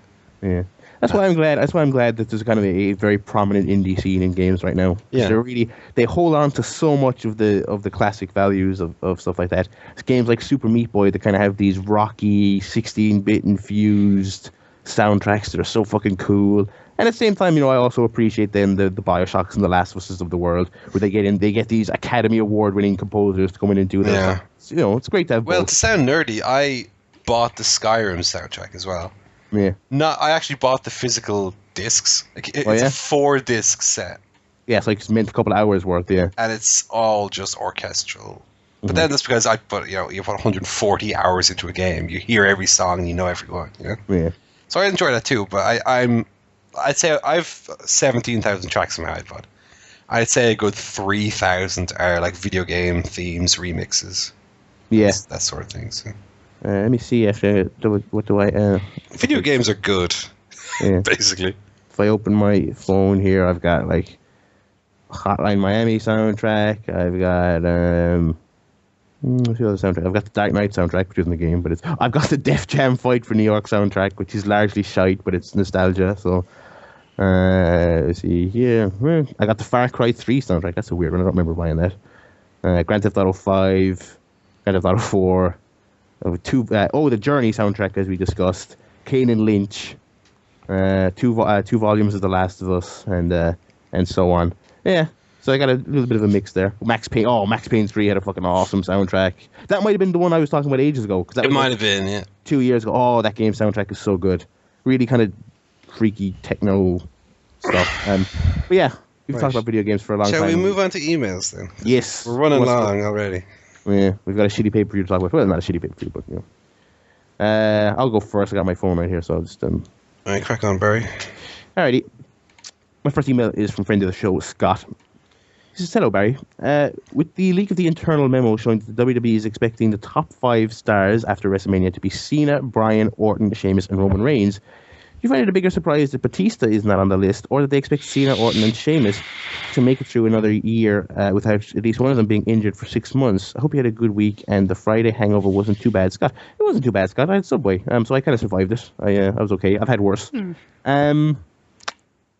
Sheamus is an interesting one on that list because I feel like he was already not where they wanted him to be, and then he got injured, so it was worse. So I feel like he's kind of treading water a little bit. Well, he has been since he came back in the Royal Rumble. Yeah. Plus, he's feuding with that Christian, who's great and all, but there's only so much you can do with Christian, because the way Christian's portrayed. Cena and Orton, I mean, that's just par for the course. It's not really surprising. They will go, as we've discussed on the show, they will go until John Cena is literally being wheeled out. He's just a stump of a head on a wheelchair. He'll still be winning most of his matches. So. Still be winning most of his matches, that diving headbutt. But yeah, I mean, look, they're just going to be... will they get injured next year? I mean, it's hard to tell. I feel like it's been... Cena was only injured last year, so yeah, he's still in the prime of his injury-having career. But God, yeah. Look how heavy weights Cena's head can lift. I don't consider any of those to be a particular surprise. No. And I think they all will be in that position, with the possible question mark being over Roman Reigns. I mean, they haven't messed him up so far, but time will tell on that one. Yeah. And I don't consider it a surprise that Batista isn't on there. I think they kind of see the forest for the trees on that one at this stage. Well, Batista has his movie to promote as well. That's coming out soon. So. Also, the interesting thing is as well, I don't think most people really grasp this because I still people talk about him like a part-timer. Batista is doing house shows and he's doing SmackDown and he's signed for 2 years. Batista is like literally, he is back. I don't think people really grasp. Yeah, well, we were speaking a few weeks ago how I think people dislike Batista mostly. Well, we said he's been bad since he came back, but that there is this misconception about Batista that a lot of the more casual fans have. Yeah. When I say casual, I mean the casual hardcore. Like this new niche that's sort of developed. It's definitely a bigger collective of people than with The Rock. Because with The Rock, it was just a really vocal, tiny minority. But with Batista, and it's ironic because The Rock was actually not back on a full schedule, but Batista is on one, but more people hate him because of the way he's perceived. It's weird. Alrighty. Thank you, Scott, as always, for your email. That's one news story we don't have to talk about there, because Scott mentioned it. My next email is from our other friend of the show, Steve. He says, why is it that Google Glass can't find any positive ambassadors for this product? Because the only people that would use it are wankers. Who would use it who isn't a complete cunt? Hang on, that's the glasses thing, correct? You put yeah, on? You can put it on, it records everything. That's also really weird. A really weird thing that a person wants to... Anyway, the glasses have now been banned in multiple bars and restaurants here in San Francisco. The latest problem with it started last week when a lady claimed she was being harassed and attacked by people in a bar. The bouncer and patrons all had footage of her getting drunk and starting the fight. Then, despite not working for Google, the lady asked Google to give her an all-expenses-paid trip to the South by Southwest Festival in Austin, Texas to promote the glasses. They declined. Seems like an conceived plot on her point, but anyway. Fearing her 15 minutes of fame was nearing its end, she went on the local news to defend herself of this entire situation and explained that she didn't film anyone the night in question. While she says this, the news station runs the footage she filmed with Google Glass of the night in question. Shouldn't Google just be handing these out to celebrities instead of these crazy people who get them? Would you ever consider getting a pair of these? As I said, I do not understand what the appeal of these things are. It is like something from a wacky futuristic sci-fi film. The fact that you'd have your glasses that do all this shit for you. I don't need them. And I also agree with these concerns that it's a very weird thing to give people the ability to do. You know, give these glasses that record things. Seems like because if someone's filming you with their phone, you see them doing it. You know what I mean? You can't be discreet about it unless they install an update on future Google Glasses where you try and sneakily press the record button and it's like, recording begins! You know, which would be a good way to do it. Google, if you want to take my idea. So very, very weird. I don't know. Are they free? Are they sellable? Like, can you buy them like now from Google? They're on like beta. They're on beta, okay, fair enough. I can't imagine ever buying one. I also imagine they're probably very expensive when they do come out. I don't even want a tablet. Well, I don't see the point of a tablet, no. I mean... And it's not like Google Glass in their current form aren't, you know, they're quite conspicuous. They're quite unique looking. So, I don't think you're going to get away with too much sneaky recording, really. Yeah. They'd be like, what's that wacky glass thing you're wearing that I know is Google Glass because I know what it looks like. You're surely not going to act naturally when you're wearing them. You know, you're filming it. It's like Homer Simpson with the camera hat. Yeah. Act normal, Apu. Oh, yeah, just act normal, yeah. I am waiting for a bus. Anyway. That's just another completely random Simpsons reference that has nothing to do with anything, but I felt like saying it. Chowder!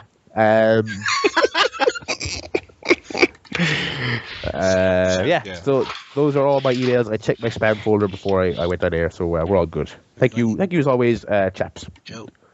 I have an email from Alex. Hey. It says, "Hey Joe." Who's a boy, by the way? Yeah, we knew that. Yeah, sorry, Alex. He says, "Joe, Barry and Paul too. If you could only watch one episode of The Simpsons for the rest of your life, which one would you choose?" It's so tough. Oh, that's very tough. I mean, my favourite episode is probably Marge versus the monorail. What was the one I talked about last week as being brilliant?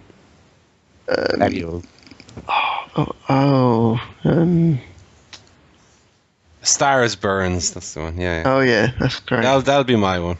I mean, there are probably like 20 episodes I'd be happy to watch forever. So. On top of a pile of money with many beautiful ladies.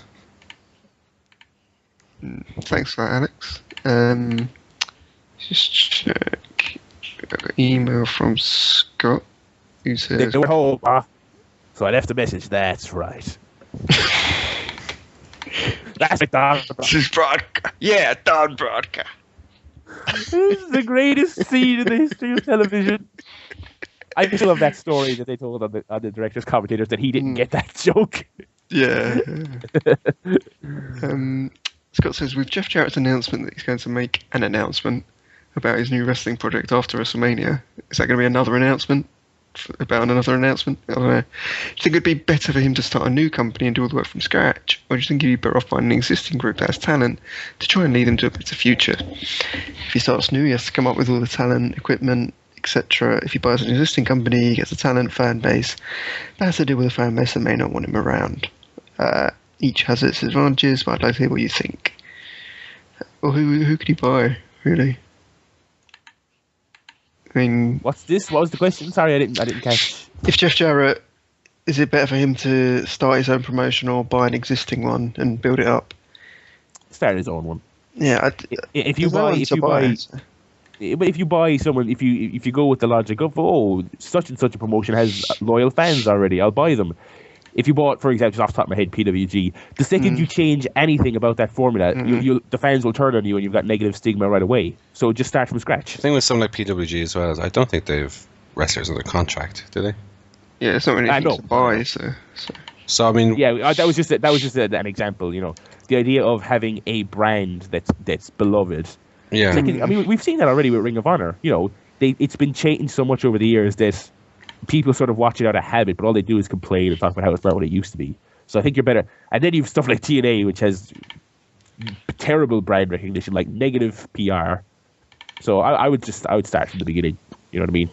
The thing is that Jeff Jarrett could buy TNA and just have it be 2 hours of Jeff Jarrett. And TNA fans would be like, best show ever! Haters hate the show because they love to bash TNA. TNA fans are the worst. Sounds pretty Yeah, good. they are. And I was one. So, And in the third email, Scott has another question. He says, "Hi Joe, I have a quick second question for you and Paul. Barry won't have a clue about it. Before he gets mad, tell him to wait for the question. it's going to be a football question. Who has the ugliest uniforms in the Premier League?" Oh, No. God. I asked because I turned on the Man City versus Hull match and I thought I'd stumbled through a time warp. This Hull looked like they had broken out their Halloween uniforms. See, Barry, told you that you wouldn't know the answer. Yeah, I wouldn't know. Who's got a bad... I know the answer. I know the answer. The thing is, the football uniforms are all very kind of traditional. They date back like 100 years. So they are sort of stuck in a time warp in a way. 'Cause The they're not correct gonna answer, though, change them. Go on. is Liverpool's purple and black. Is their third kit? Nah, that's fine. It's not. It's a Yeah, but it's the third kit though. Are we only talking about home kits then? Well, you can always pick out bad away kits. I Well, think. Liverpool's white and red away kit is horrible as well. And I'm not just... This isn't out of an anti-Liverpool bias, but those kits are dreadful. I don't like Crystal Palace. Red and blue, I don't think it works. Well, that's sort of the Barcelona. Exactly. West Ham, obviously shit.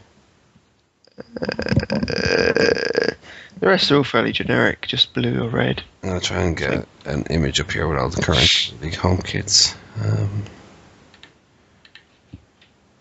I think Scott also mentioned on Twitter how one of the players was wearing pink boots, With which is something they do a lot now.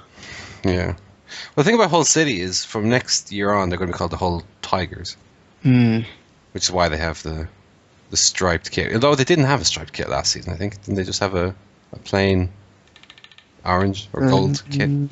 Possibly. I think they might have. United's kit last year was pretty dire. The Tartan one. The Tartan one, yeah.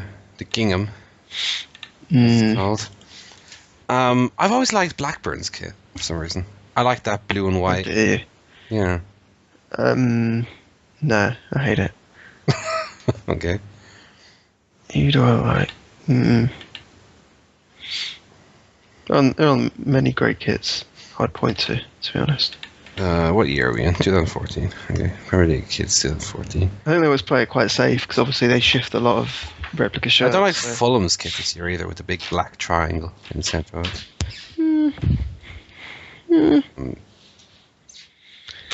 I like when clubs sort of do a huge sort of shift, like when Arsenal played in like that sort of cranberry colour. Yeah, that was in One season. 2005. Yeah. So it's centenary. That was cool. I like when they mix it up a little bit. I don't like Cardiff, their switch from blue to red. No, that's bad. I like the blue kit they have. What else do we have here?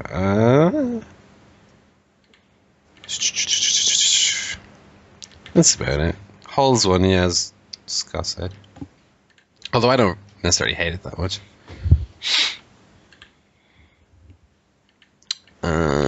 Yeah. Why is it so hard to just find an image of all the kits from a current season? I can't find any. I'm scrolling down looking through it. Log into the fantasy football. Oh, yeah. They have them all on there. Fancy Premier League. Well, I don't have players from every team, unfortunately. No, you Like can go for Joe the does. transfers, though. What do you mean? What's wrong with that? That's illegal. Oh. Seamus Coleman got 11 points today for me. Oh shit. And Rodriguez got 7 for Southampton, so that was good. How do you determine how many points they get? Bonus. He gets bonus for performance. For example, he won the game for his team in the last minute, so he gets a 3-point bonus.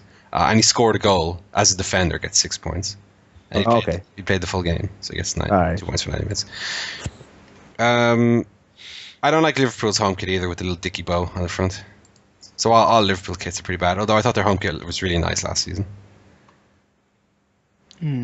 So let's beat Liverpool tomorrow, lads. We do it for the slipper. You got any other, Joe? No, that's my emails. Thanks. I got some here. Give me a second to open my phone up again. Right, first one comes from Steve, not from the Bay Area. Uh-oh. This is my friend Steve. Oh. Emails in. Subject. Gately? Hey? Gately? Gately. He's dead. Oh, sorry. I killed him. Subject, back to college. He says, "Hi Paul, long time no see and apologies for not emailing in months. Just wanted to get you and the guy's opinion on a non-wrestling issue." Oh. He says he's been thinking about going back to college in September through the CAO and not as a mature student and doing a science-related degree. At the moment I'm thinking of doing sports science or health and nutrition, something along those lines. DCU has good courses in this regard and is near home. Me and Stephen both went to DCU, by the way. But UL also does. So Barry's input could be useful too. Should I move there? I'm actually, I haven't spoken to them yet, but I reached out to someone at DCU for some kind of sports science research department they have out there for my final year project that I'm working on. They haven't got back to me yet, but I was told by someone who would know that they have really, really high standards out there and that they're really good. So I've heard nothing but good things. And again, for my project, I have been talking to some people from sports science in UL, and they are also very interesting, very passionate about what they do. So yeah, highly recommended. I mean, UL, friend of the show, Johnny, actually told me this before I came to UL. UL really is a bit of a, it's a good college, it's a solid college, but it's kind of it's more of a party college than an academic college. It's great fun, but I don't know too many people who really say, God, I learned so much, you know. Maybe that's just my circle of friends though. But honestly, I wouldn't, not so much UL, but I wouldn't be in a rush to come to Limerick right now. It's not great. It's not great. It's still flooded, isn't it? No, it's not flooded. Well, I was like, John. Yeah, no, it's not. It's a little bit depressing lately. A lot of missing posters up in Limerick lately. Like a new one every day. It seems when I go to college. It's not super positive right now in Limerick. It's actually quite grim. Sounds like True Detective. It's except more and worse and less hope. And more murder. Why don't you and Johnny get together and investigate it? Oh, hashtag True Detective Season 2. No. He says, should I give up my current job, which is reasonably well paid, but I don't really like it, and spend 3 or 4 years being a broke student again? Thanks, Stephen. Well, Stephen, first of all, get in touch and we'll hang out again, because that was fun. We did that last time. So give me a Facebook or something. As far as giving up the current job, I don't know what Stephen does at the moment. I remember we were talking about a potential job opening he had, which is reasonably well paid, but he doesn't really like. Well, the thing was, I didn't like my job lately, up until 2 weeks ago, until I got offered a promotion, and now I'm really enjoying what I'm doing now. So I mean, it depends on if there's sort of wiggle room for not necessarily promotion, but if there's other things to do that maybe would be more interesting. Because I understood the frustration where I was working was for a long time it didn't seem like there was any opportunity for movement internally until those two job openings came up, and I went for both of them and got both of them. So it all depends. I mean, ultimately, happiness is the most important thing, isn't it, in a job? Yeah. Because you can be reasonably well paid, but then the thing you'll find is, if you work hard enough at it, you can probably find something that pays about the same, that you enjoy more, if not pay more, you know. And then you got to take into account, would you take a job that pays a little less, but one that you would enjoy a lot more? I mean, it depends on your situation, but I could probably go along for that. And we went. I like DCU. I went to DCU for 2 years, and I thought it was pretty good. So there you go. Thanks for that, Stephen. And like I said, give me a shout and we'll do something. Second one comes from Steve, who is from the Bay Area in San Francisco. And Steve says, subject, theme park, not the game. Ferrari has announced plans to build a Ferrari Land, a Ferrari-based themed amusement park outside of Barcelona. Apparently there's already a Ferrari-themed amusement park in Abu Dhabi called Ferrari World, Would you guys go to a Ferrari themed amusement park?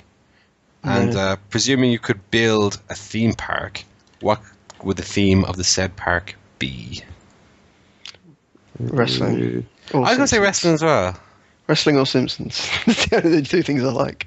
Would you have people in foam John Cena, like a Mickey Mouse equivalent? Yes, I would. I'd have a parade with wrestlers. The parade must be over. Patterson's here with Briscoe. Oh, you could do the parade would leave, and then Patterson would turn up. I was telling my brother, since he only got into wrestling, I was showing him again how that line is cut out of the Backlash DVD and on the YouTube. Yeah. Parade must be over. The gay guy's here with the other guy. What I do? I don't know. Last of Us Land to be a bit morbid. I don't think that'd be very good. That'd be a little bit like Itchy and Scratchy Land with the murdering robots. With the murdering and the It's sadness. like a post. Go on the pathos ride, everyone. I always thought the I think Simpsons theme park would be good, but then they have a Simpsons ride now at Universal Studios. I always thought the Simpsons had enough material that could branch out to a full. Well, they've got like arc. Itchy and Scratchy Land, so that could be one part of it, and then they could have a Duff World, which. Could be But another even part. they could do it in the. And Faithland. But they could do it as Springfield, and have Yeah, that'd be cool. the difference. Yeah, so. You think someone will be on that? Although I guess because considering that they are kind of past their peak, it's like I don't think now would be the time to do The it. thing with theme parks is generally they're either comprised of something that has a lot of material already. For example, Disneyland. Disney have so many properties. Harry Potter. But even Disneyland is sort of fragmented. Like Universal Studios is fragmented just into various, IPs. There's no real direct correlation between the different rides. It's just like Hulk, Men in Black, Spider-Man, Indiana Jones. Back to the Future. Yeah. Whereas, with something like Simpsons, I feel like that would be a proper theme park. There's one in Italy I was in, which is a Pinocchio theme park as well. Really? Yeah. That's a weird one. Well, Pinocchio is an Italian folktale, so makes sense that it would be in Italy, Geppetto and Pinocchio, you are Right, we have Dickens World in England, and Legoland, of course. which is English. So Let go with that. Lego Windsor. Lego Windsor, Thorpe Park. My favorite types of parks, anyway. I prefer your water slide parks. Yeah. I really like Wet and Wild in Florida is tremendous. I've never been to a water slide park. Really? Yeah. Oh my god. Well, when I went to Florida, we went to Disneyland, we went to Universal Studios, and we went to Wet and Wild. And Wet and Wild's my favorite of the three. Because with Disneyland and with Universal Studios, there is a sort of law of diminishing returns when you go on whatever Spider-Man ride. You can enjoy it the first 3 times. And then the 4th time, you know where all the thrills are going to be, so you're just waiting for those bits, and that sort of you sort of feel the lull in between more, and eventually you're like, okay, I don't want to do this anymore. Let's do something else. But with Wet and Wild, you can go up and have go on the same slide 20 times and enjoy each time. I really loved Wet and Wild. Also, you get to look at the nice women walk around with not many clothes on them. And also I do that both ways. Also the fat American people. So you say you do that most nights. Yeah, if you know the spots, you know where places to go. Yeah. Well, I lived in France. We always had prostitutes outside the front door. We lived by the place where the prostitutes in the town congregated. Our regular haunt in town, our favourite pub, is like literally right next to a brothel, and when you're coming out at 3 o'clock pissed looking for your cab or your McDonald's, they're like what's the word, soliciting you as out the window as you walk past. Oh yeah. Like a drive-through. It's it's awkward. It's very awkward. But on the Do you want me to pull down your flies with that? oh jeez, that was good. That was good. But yeah, on the theme park question. And the best part is, you can't come. You guys?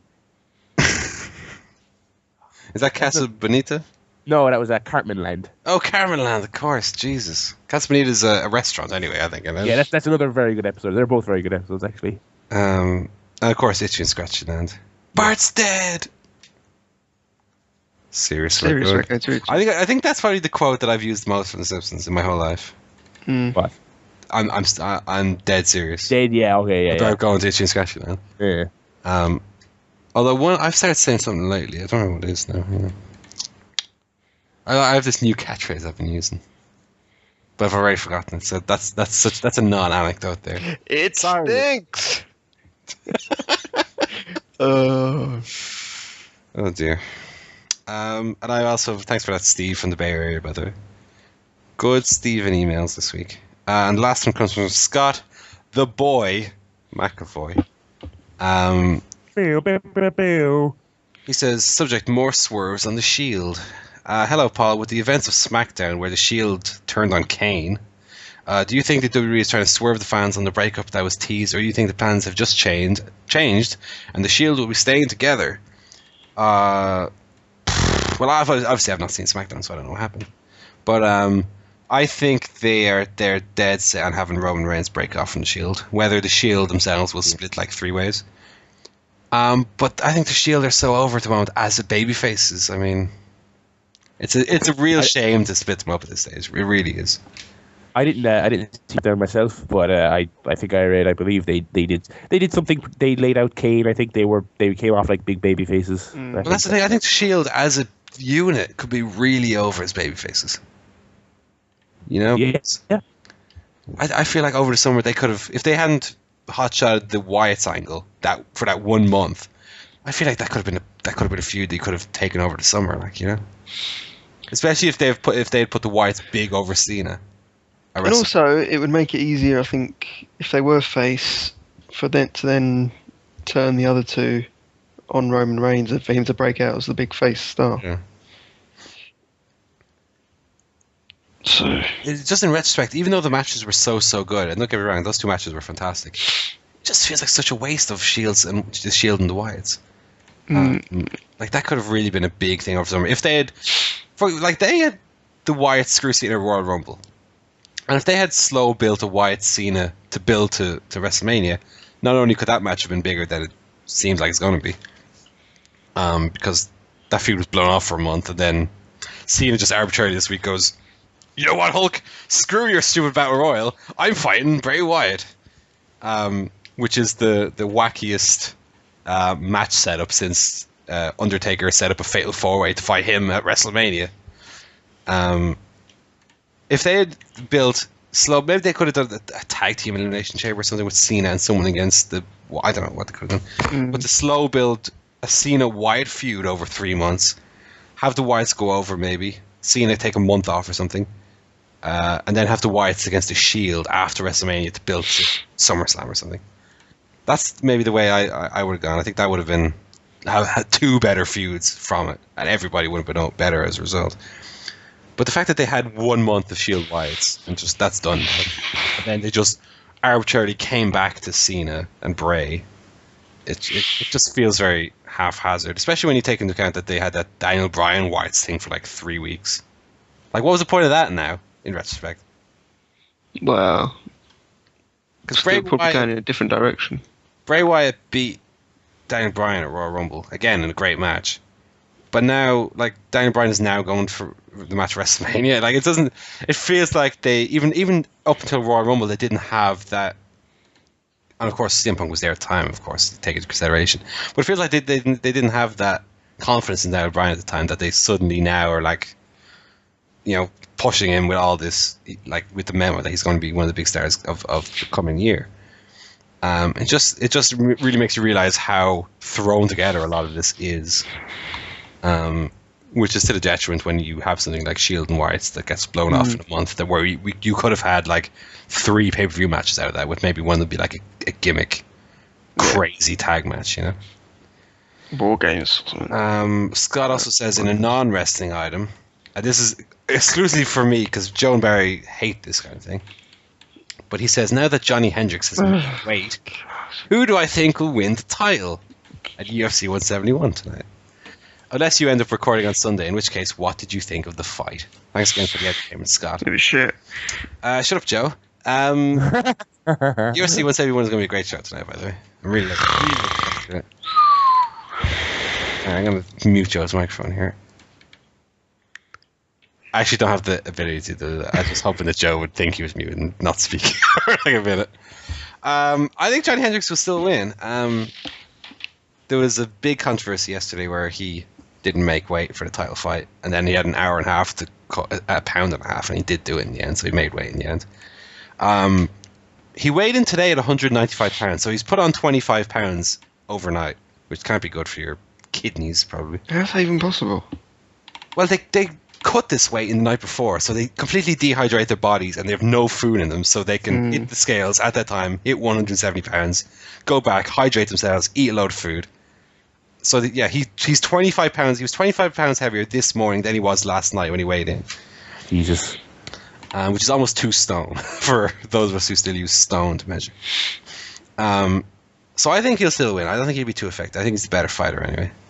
And Diego Sanchez is fighting, and he did the yes thing when he weighed in yesterday. For those unaware, Diego Sanchez is the man who Daniel Bryan took the yes thing from. So he was doing yes, yes, yes, and the fans were chanting yes, yes, yes with him when he was weighing in. So that was pretty cool. Good show tonight.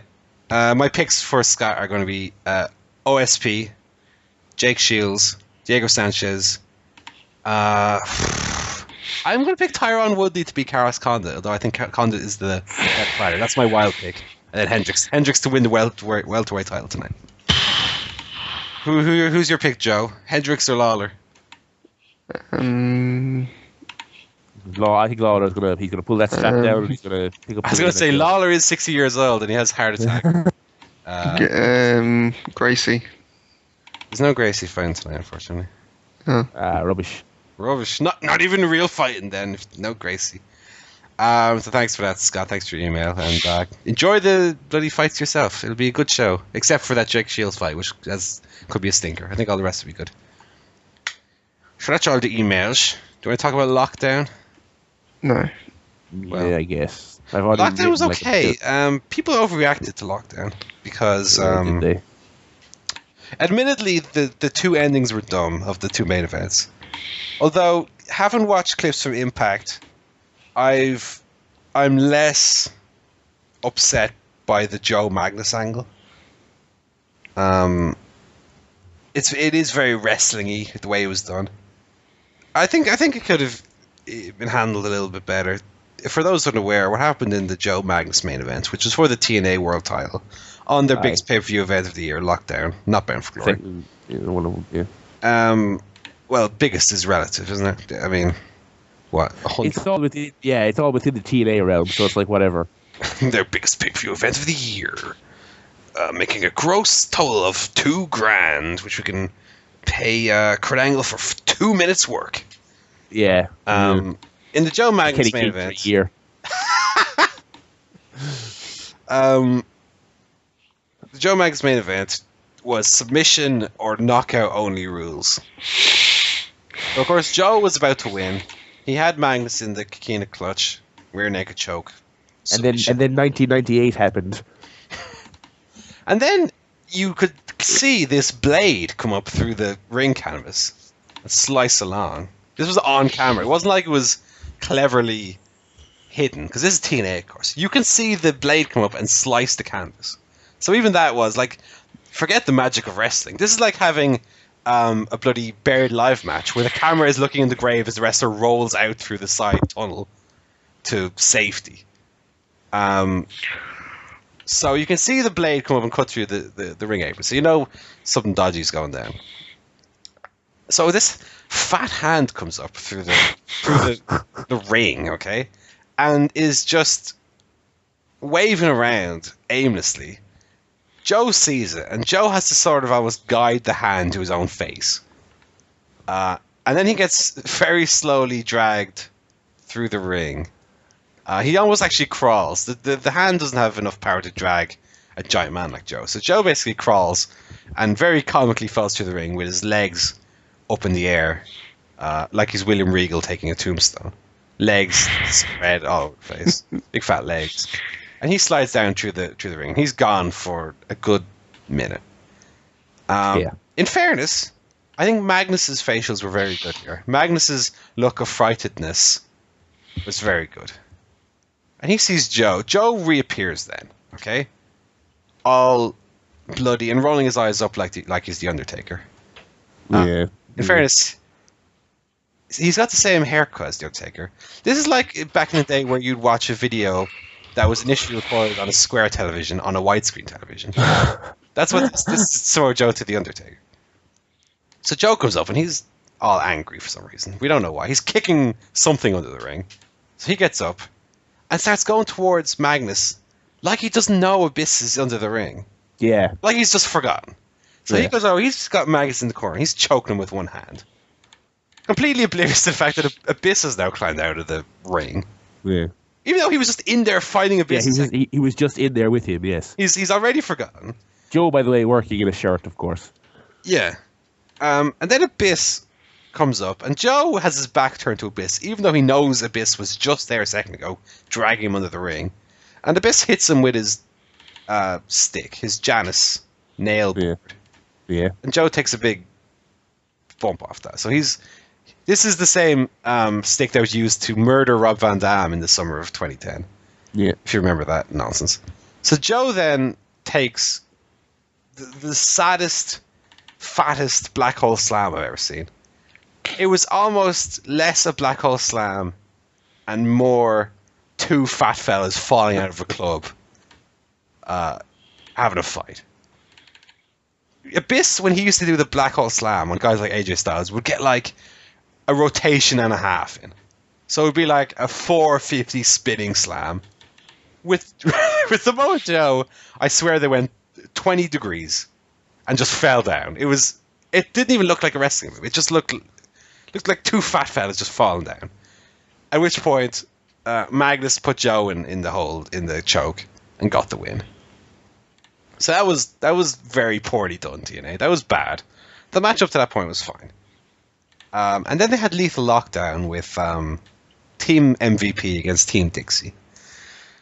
And of course, it being TNA, they do the thing where instead of having given the heels the advantage, the heels every time come out just get destroyed by the babyfaces. So that doesn't make any sense, first of all. They did have the advantage. They just got beat up every time. Yeah, they got beat up anyway.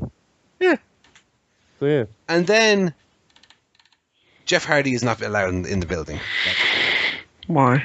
But because Dixie Carter said you're not allowed to come in, Jeff Hardy. You're not allowed to come in. But he was in the match. Well, Joe, you think that, but in fact he wasn't in the match. This was the debut of Willow. Oh, so Jeff Hardy was bad, not Willow. I don't know, because that was never explained. And then on Impact, they were just like, that's Jeff Hardy. So, I don't know. So anyway, there's a countdown, and it's the last babyface to arrive. And they're going, what's this going to be here? And then the lights all go out for like, it must have been about 10 minutes. That took Jeff Hardy to climb up the cage, because it felt like forever. And then this high-pitched shriek, the loudspeakers, and the music starts playing, which of course is Jeff Hardy singing the song again.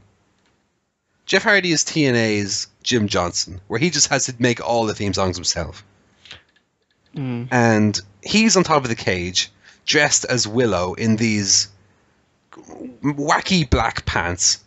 If you remember when Haku returned at the Royal Rumble 2000. he had these pants that went up to his nipples almost.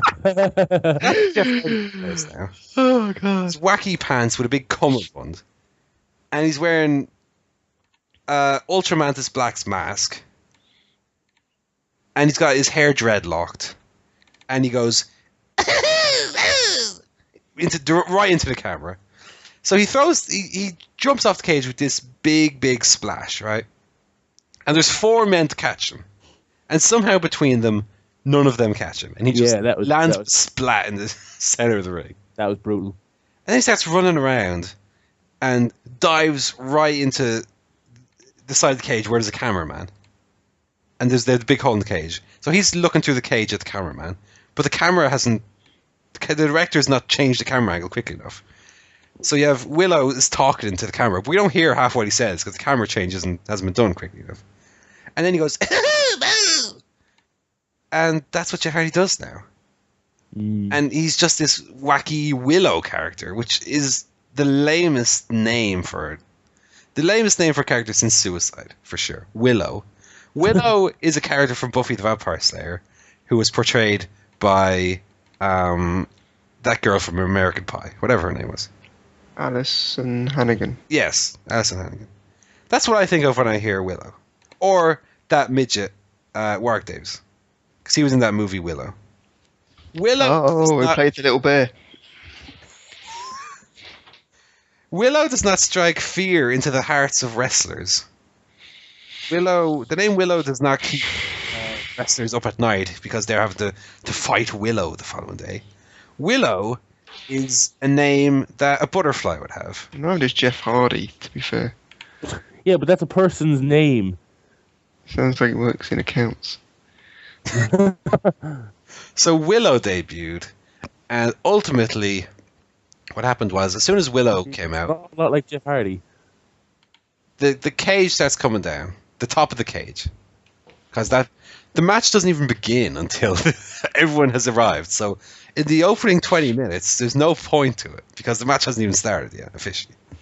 So the cage top comes down, and Dixie Carter's music immediately plays. And out she comes with her surprise, which is Bully Ray is the guest referee. Yeah.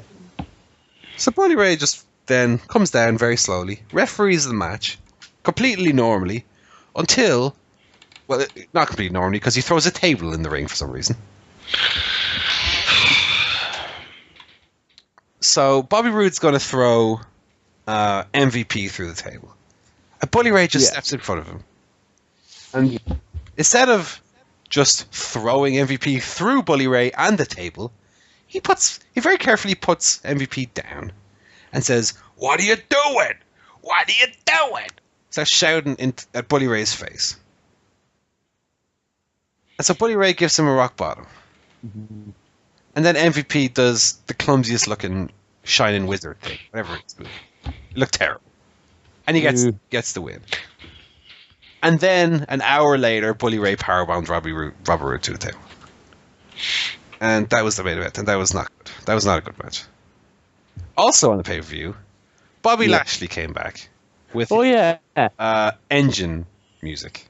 I recognize that. And they showed the video of the engine thing, and of course Taz and Mike Tenay are for like 10 minutes going, "Mike, I think I remember that. I think I know what it gonna be." And Lashley beat up Ethan Carter. Lashley looks exactly like he did in 2006 or whatever he debuted. He looks exactly the same. So he comes out, and Ethan Carter, in fairness, I don't like Ethan Carter's delivery. I don't think his mic skills that good. But I thought he was very funny here. Really? Yeah, I just think every time he speaks, I think it just feels kind of forced. But I thought he was good here. I liked he was saying, the fans were chanting, "You can't wrestle," at him, and he would answer, "Yes, I can," quite well. I think he said. He said, "Yes, I can. You can't wrestle. I'm quite good. You can't wrestle. Yes, I can." So he sort of played with the fans. I thought that was quite funny. And then he kept shouting about Lashley to get out of the ring. "You're not on the roster. Get out of the ring. You're not on the roster." So Bobby Lashley picked him up and gave him a slam and a spear, and that was it. Also on the show, there were some... the Great Muta was on the show.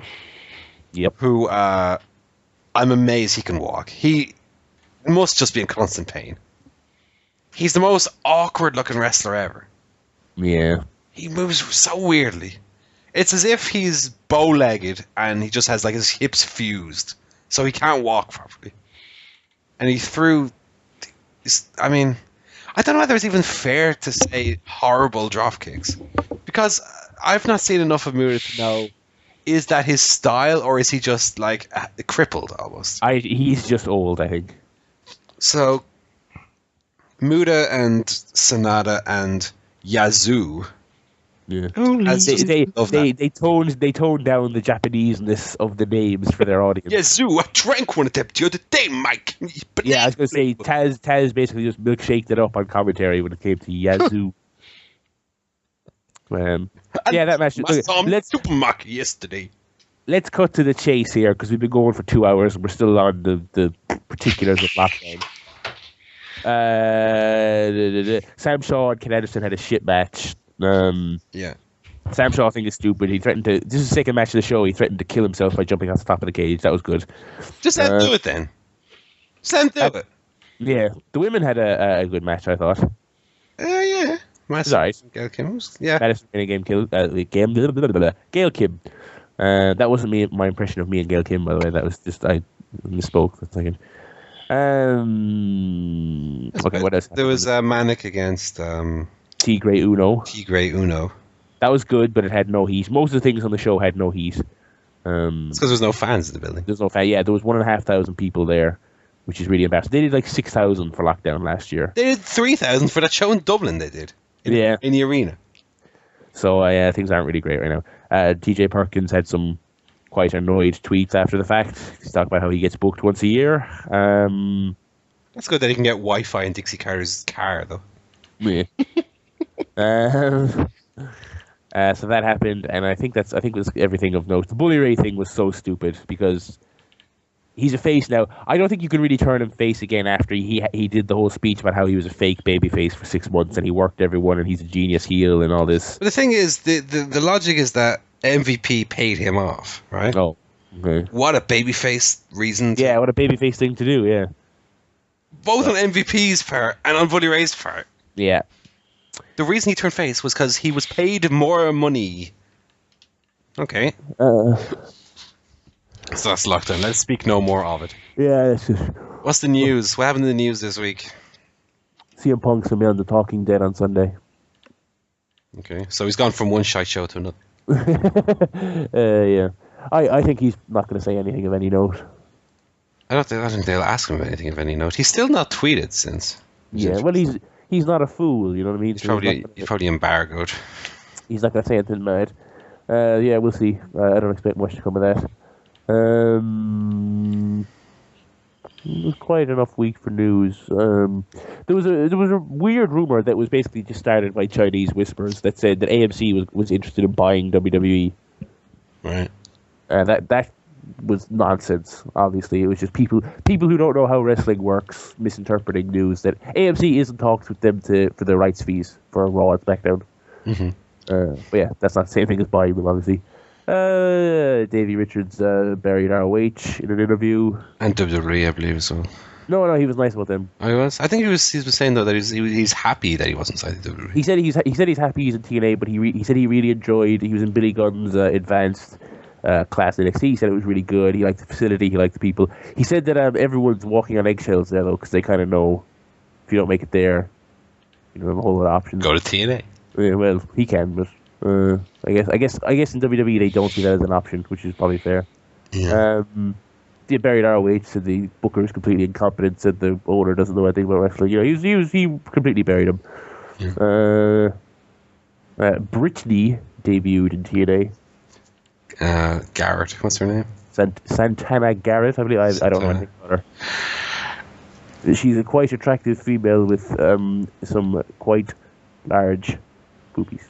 Oh, that's me. I'm just sitting there getting from you. Got the kind of love that can be so, yeah. Give me a love, make it real. I'll never forget about it. That's a good song. Alrighty then. Rob, do you remember that song, Barry? That's really big in like what, 97? I was 6. What is it? Hot one. It's Carlos Santana featuring Rob Thomas, who's the singer of Matchbox 20, I think. I can't say it rings a bell. Bring me the head of the singer of Matchbox 20. I don't think there's any other major news this week, honestly. I think it was... It's quiet enough, interesting. Yeah, it's quiet enough. Yeah.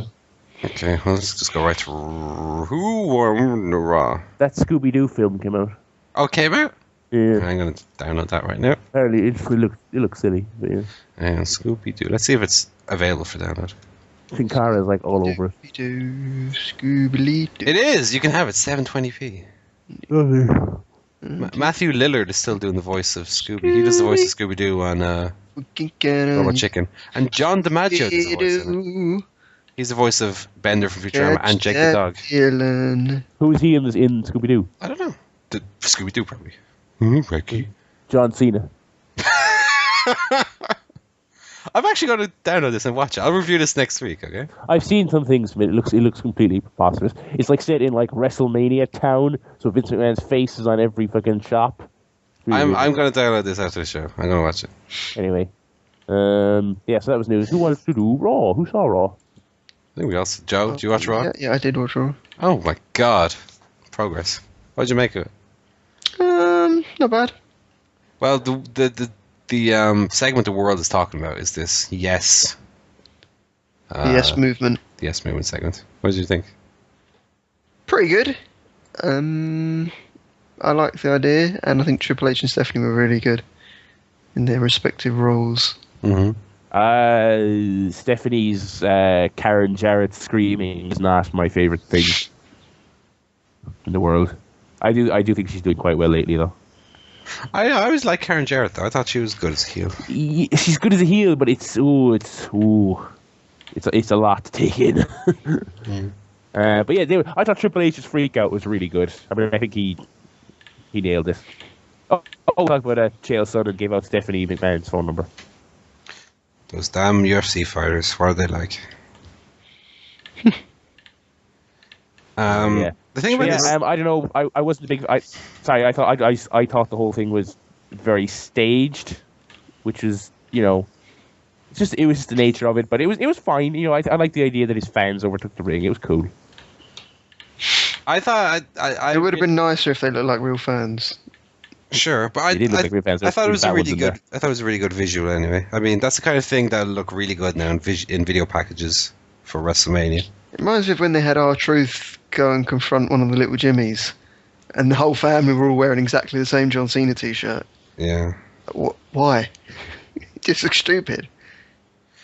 I don't even mind that. I mean, ultimately, it is fake anyway. Yeah, but so are movies, Paul. But they don't. They don't have Woody Harrelson turning up in his own clothes and going, "Oh, well, it's a telly program, isn't it? What's the matter?" I don't see how that point makes any sense here. What do you mean? What are you talking about? Woody Harrelson shows it what? Woody Harrelson doesn't show up to the set of True Detective and go, "Oh, I'll just do it in my own clothes. I can't be bothered to put the suit on." Yeah, but what does that do with this segment? They weren't wearing the right clothes. Well, they're all wearing Daniel Bryan t-shirts. Exactly. That was good. Can we not assume that Daniel Bryan, in recruiting this bunch of go-getters, gave them all t-shirts? No. Off his own back? No, they were too big. They fit those fat people really well. Well, when you wear a lot of t-shirts at once, the ones on the outside are really big. Yeah, fair point, Paul.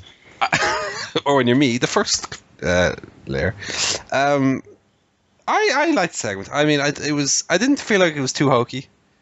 The only thing I maybe would say is I think Triple H was a little too quick to give him the second stipulation. Yeah. It was a little like watching Escape. Is that weird? I don't understand. Yeah, I don't understand why he kowtowed to that.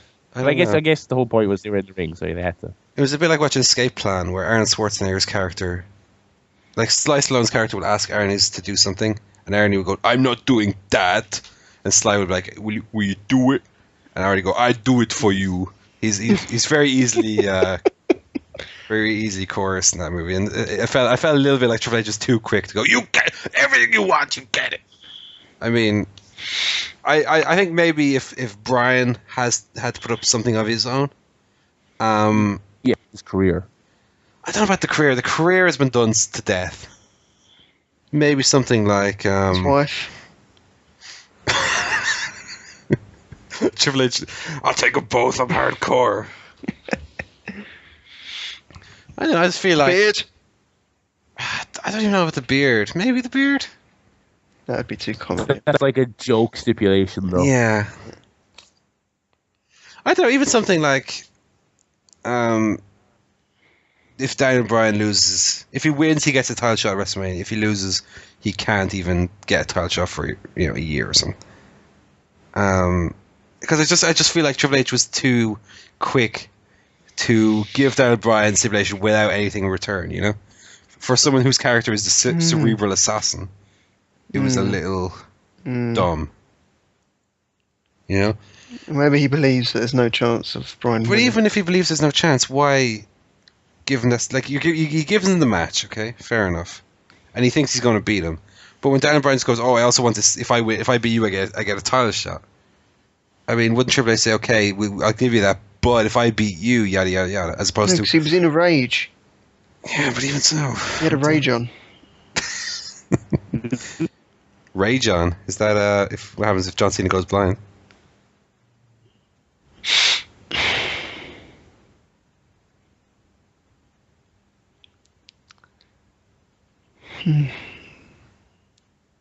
So what else happened on Raw then? Hulk Hogan came back. Oh, he did. For, Brother. Jack, dude, brother. John Cena can't do those poses properly. No. Much like he can't do wrestling punches or any move. Hulk Hogan's doing the old pose down, which I remember he used to do with Edge, and Edge could do it. The way John Cena does it is just so weird. He's just not very coordinated. as an Jerky individual. movements. Like there's no fluidity to the Hulk Hogan pose when John Cena does it. So yeah, Hulky came back and he had the major announcement for WrestleMania, brother. And people were wondering, is it going to be? Oh god, Daniel Bryan? fucking hell, that thing. It's basically a jobber battle royal, is what it is. It's a jobber battle royal. I wouldn't say jobbers. I think there's going to be some Ryback's in it. bigger Curtis names. Axel, Dolph Ziggler, Ryback, these all jobbers. Cesaro. Jobber. Cesaro should What? win and then swing the statue into the crowd. And then swing the corpse of Andre the Giant. Cesaro was feuding.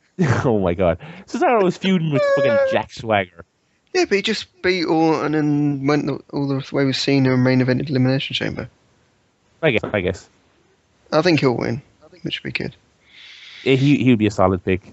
Yeah. A lot of people, including myself, immediately drew a comparison between this and Dean Ambrose mentioning the Andre the Giant Spirit Battle Royal back in the Think that's where they got the idea, or No, they probably got it because Hulk Hogan was like, brother, Andre the Giant, 8 million pounds over my head, tore all the muscles in my body, through the ring, through the earth, space. I like when brother. I like when Hogan's out there and he starts referencing Ultimate Warrior and Randy Savage and like all these other people who hated him. You know what I mean? Brother Randy Savage took his hatred from me to the grave, dude. Brother, but I forgive him. Yeah, Hulk. That'd be interesting, Hulk Hogan and Warrior. After Warrior did remember those videos? He did like this hour-and-a-half long video on Hulk Hogan. Yeah. That's gonna be that was his first draft of his Hall of Fame induction speech. I want to thank everyone for being here and let them know that Terry used to whore his wife out to the boys for coke. And he's gay with Brutus Beefcake also. Yeah. Oh, Warrior. anyway, it's nice of them to memorialise Andre the Giant. It's only been 20 years since he fucking died. Yeah. Finally getting his recognition. Finally getting his little statue. I wonder how big it'll be. £800 probably. If Hulk Hogan's giving it somebody. And I sell the WWF Tag Team Championship to Ted DiBiase. Oh, God. He was a bit, yeah, I mean, there's closer, Great Khali's a lot closer to Andre than I think we realise. Neither of them could speak. Or do anything. Yeah. Oh, God. Andre. And, so then John Cena came out and was like, I want to be in your match, Hulk. I want to be in that stupid That battle was royal." so funny. You had to know when he said it. There's like he's pulling out of that match before the end of his life. There's no way they're actually going to put him in there. I And know. sure enough, he didn't even make it to the end of the segment. No. I like how.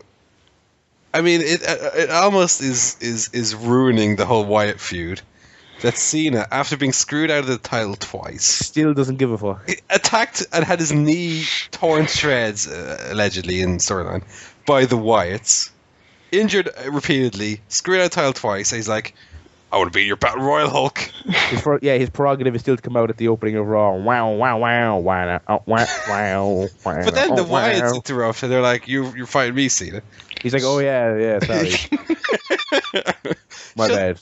Shouldn't it be Cena holding the Wyatts down for the match, given what they've done to him? You think so? You would think Also- so, but apparently Cena doesn't give a fuck, and he's like, "Oh, Battle Royal, brother." And then For the first time in a long time, it's been a while, but man, we got a really bad Cena comedy promo on Monday. Really bad. oh, I know.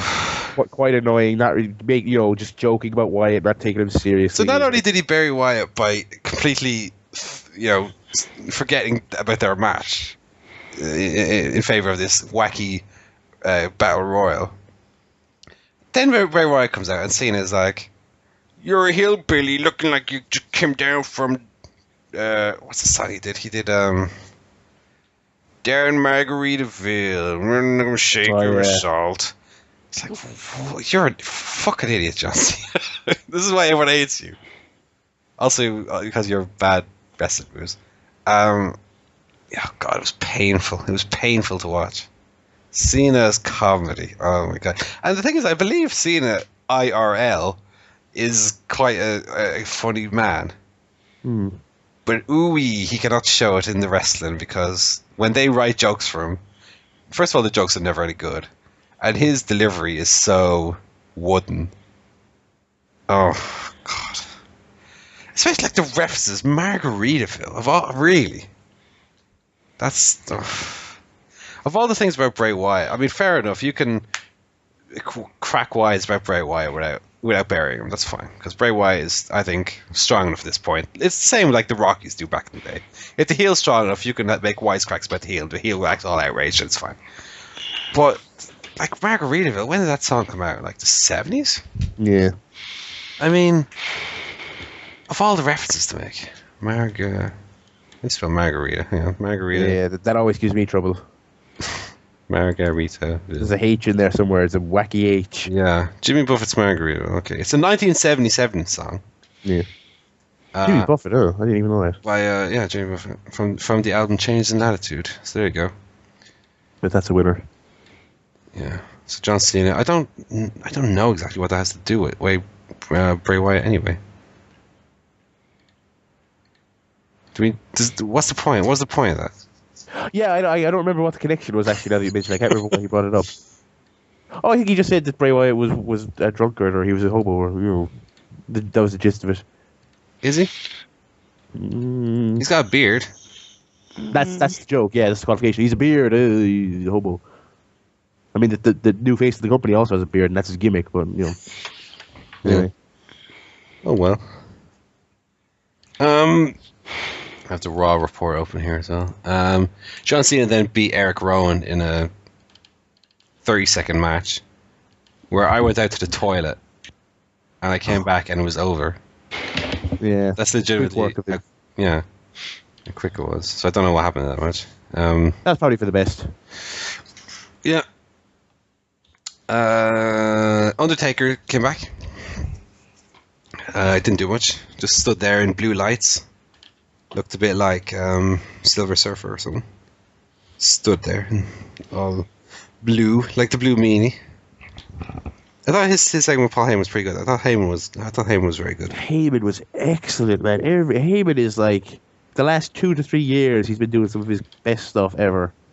Yeah. He makes every promo count. He's really great. Even when he's doing stuff that isn't particularly, like by the end the Punk stuff was really played out, but he made it work as best he could. He's Even great. the stuff with Axel and Ryback, I thought Heyman was great during all that. Yeah.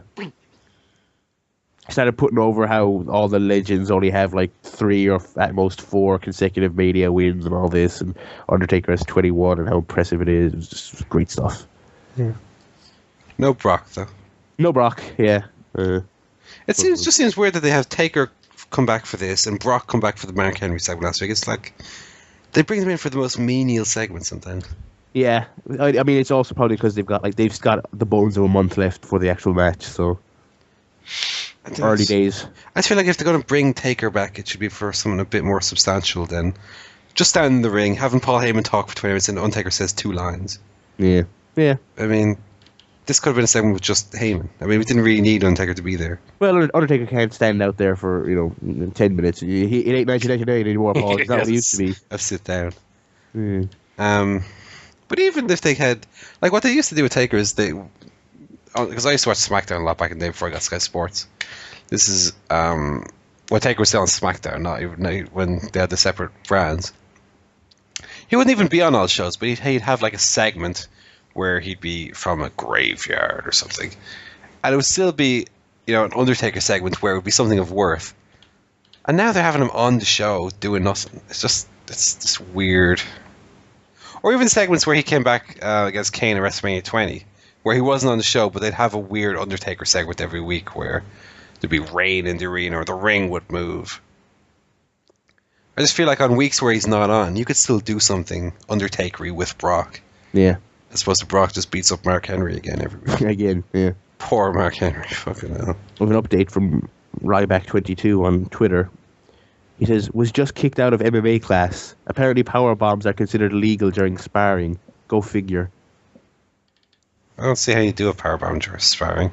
Also, his profile, Ryback's profile on Twitter says, say hello to the best big guy in the world. Ryback, a former 4-time WWE champion and hero to millions. A psycho for success and inspiration to the Phoebe Morris. I love that he has a former 4-time WWE champion in there. That's awesome. Has Ryback ever been... No, he's not. That's the joke. He lost a million title matches. But has he ever been any champion in WWE? No. Okay. Because that's part of the gimmick being that he is a maniac. He does have 4 Slammy awards, though. That's true. He won the Slammy for Shocker of the Year, Crowd Chant of the Year, Newcomer of the Year, and hashtag Trending Now Award. All in 2012, apart from the first one, 2010. So there you go. Yeah. He didn't do anything on the show, I don't think, did he? Ryback. Oh, he faced the Usos. The Usos against Ryback and Curtis Axel. The Usos. Emma wasn't on this show. No, Emma, I was really disappointed. That dance is money. Don't. Yeah, 25 cents. No, $25 million. Millions of dollars. Yeah. Millions of dollars. How much is that? How much they lost from people turning away when they go, oh no, they've put the Make-A-Wish child back out there with Santino. Make-A-Wish child. Yeah. Deary me. She's an attractive one, but she's. How long until about the primetime players released, by the way? No Titus. How long left either, of the contract? No Titus this week. He was also missing. No Titus, no Darren.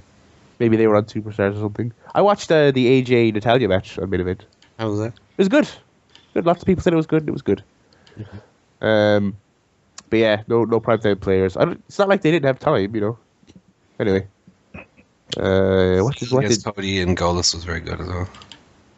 What was that? The Shield against Cody Rhodes and Goldust. Oh yeah. I love that spot when Cody goes for the disaster kick and Rollins catches him with the powerbomb. Yeah. Sheamus and Christian had their assumed blow-off match. Maybe it's not. I don't know. Didn't they already do one of these matches with Dolph and Sando? The drum and the goofy music prop match. Yeah, this was way better though, because it actually turned into a great match by the end. It was a street fight, but they had some music props because it was in Memphis, and the finish was really great. They had this drum in the ring that they didn't use for anything, except at the very end, Christian picked it up like he was going to use it, and Sheamus brogue kicked him through the drum. No, he bro kicked through the. I just had this image in my head of Sheamus picks up Christian and sort of drops him and kicks him through the drum. No, like he's been shot out of a cannon. No, Christian had the drum in his hands, and Sheamus bro kicked his foot through the drum out the other end into Christian's face. Yeah, Cool. it was a good spot. I liked it. Yeah, it was good. I enjoyed it. Yeah, so those two continue to spin their wheels a little bit. I think that was it for Raw. It was the main event was Orton and Bryan. Bryan and who did Bryan team? Big Show. Bryan and Big Show against Orton and Batista. I skipped it. I didn't feel like watching any Big Show Batista interaction. Oh no! Breaking news! Breaking news! Go on. Man with 10 stone testicles dies after a double heart attack. Having a wank. Well, you've got some balls to make that joke, Barry. Too soon. Wesley Warren Jr. 10 stone testicles. Wesley what? Kurt Cobain. That could be Ryback's new gimmick, the 10 stone testicle. Well, you've been pushing that one since he debuted. He's a bit heavier than that, though. That he should just be bollockhead. Right, bollock. He does have a head like a testicle, though. He does a bit. It does, yeah. Batista has a head like a shriveled one. Well, he's older, isn't he? Batista has grey chest hair. I noticed on Raw. This is the benefit of Raw being in HD is that he has grey chest hair. He is old. Oh, God. He's like 6 years younger than Sting. Sting doesn't have any chest hair. No, but my point is Sting is fucking ancient and Batista's only a few years younger than him. He's like 45. Sting is like 2. No, 52. Sting isn't 2. 2 score, maybe. That's the Scorpion Kid. Anyway, yeah, that I'm was on Google Images here, and we have a picture of Batista from today. And a picture of Batista from like 2004 or 5. His face is so fucking different. It's really weird. He's old. No, it's not even that he's old. It's like his eyebrows are all pulled up his head. Yeah. Yeah, I'll send you. He's a bit of a manscaper. You know, he does a lot of work, I think, to himself. Not in a actual surgery way, but you know. Yeah, he's an odd-looking man. And it's like a different person now. It's his face. I think you find that it's because the image is pixelated, Paul. He doesn't actually look that blocky. You've taken this image from like Minecraft or something. Oh, also in this old picture, he's sporting the Billy Gunn jewel earring thing. And the Brazilian goatee. I was proud of Batista with goatee and hair, I must say. Nah, he looks like a fucking. He looks like one of those excessively muscly indie guys who looks like he works part time at a strip club. Yeah, but now he looks like a fucking potato head or something. Well, I'm not justifying what he looks like now. I'm just saying. I just like the hair, Batista, and the little goatee. I thought that was a good look.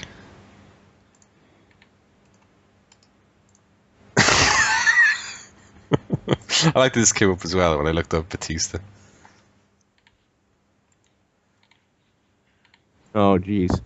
Who does he look like lately? Mason Ryan, everyone. I'm trying to remember who. Oh, I can't remember who he looks like. He looks like somebody though. Not Batista, obviously. That's the old joke. The hair is not a good look for Mason. No, yeah, it's horrible. Yeah. He looks like a jacked up Stevie Richards or something. He's really weird looking.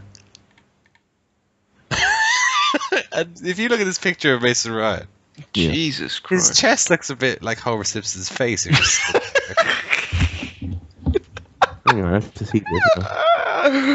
No.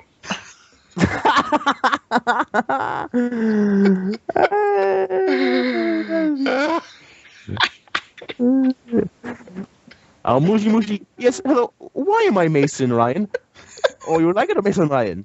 I am Mason Ryan. We sent you information back. All answers, 100%. Oh god. So that was Raw. And then Abyss has a new mask on Impact. That's all that's worth talking about there. It's just a Kane mask. It's preposterous. I don't mind the new mask. I think it looks good. Because you like Kane. Do I? Yes. Okay. Fine. I thought the new mask is a good look. It's I I think it's different enough that it works. But I mean, it doesn't really make much sense given that we just saw Abyss with no mask last week. I don't know why they put a mask on him so bigly. What year are we in? 2014. Mask. Don't need to talk about Impact though. It's a wacky. Samoa Joe came out, by the way, like holding his ribs to indicate, yes, I was hit with that fucking nail board. Just preposterous. Did you see the new mask, Joe? Nah, No, that's it. There's a good article I can get you. Just a picture of it. It's a wacky enough mask, and this Britney one here. Or whatever the noise is that Paul does. Well, I stole the noise from Joe from his Hong Kong of the week.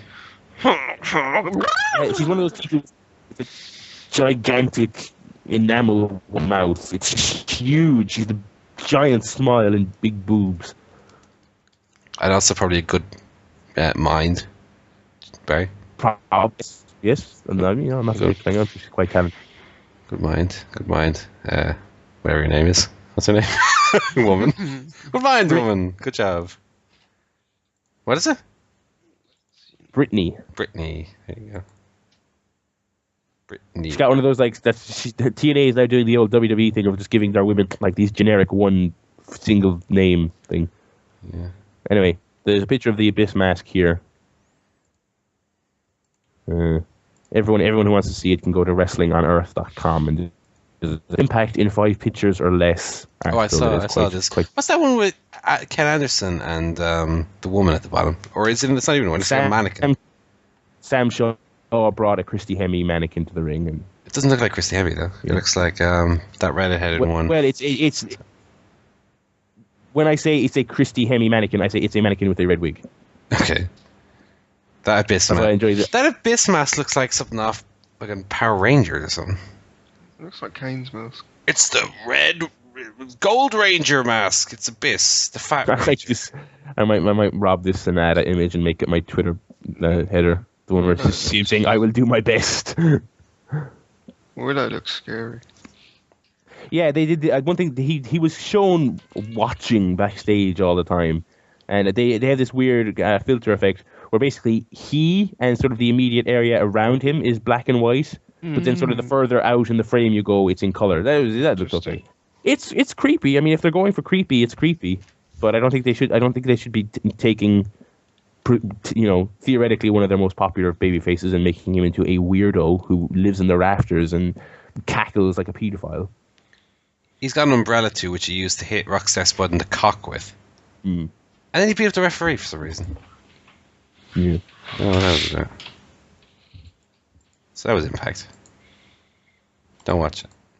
Yeah, it can't be asked. All right. I think that's going to be it for this week. Another long show. No more of these. We need to shorten these down. Yeah. Well, I wonder what we can cut. I mean, we talked for 2 hours before we got to Raw. Let's not do movies anymore. Let's get rid of the movie segment. Let's talk about more wrestling, baby. 'Cause that's what the world needs. That's our primary objective.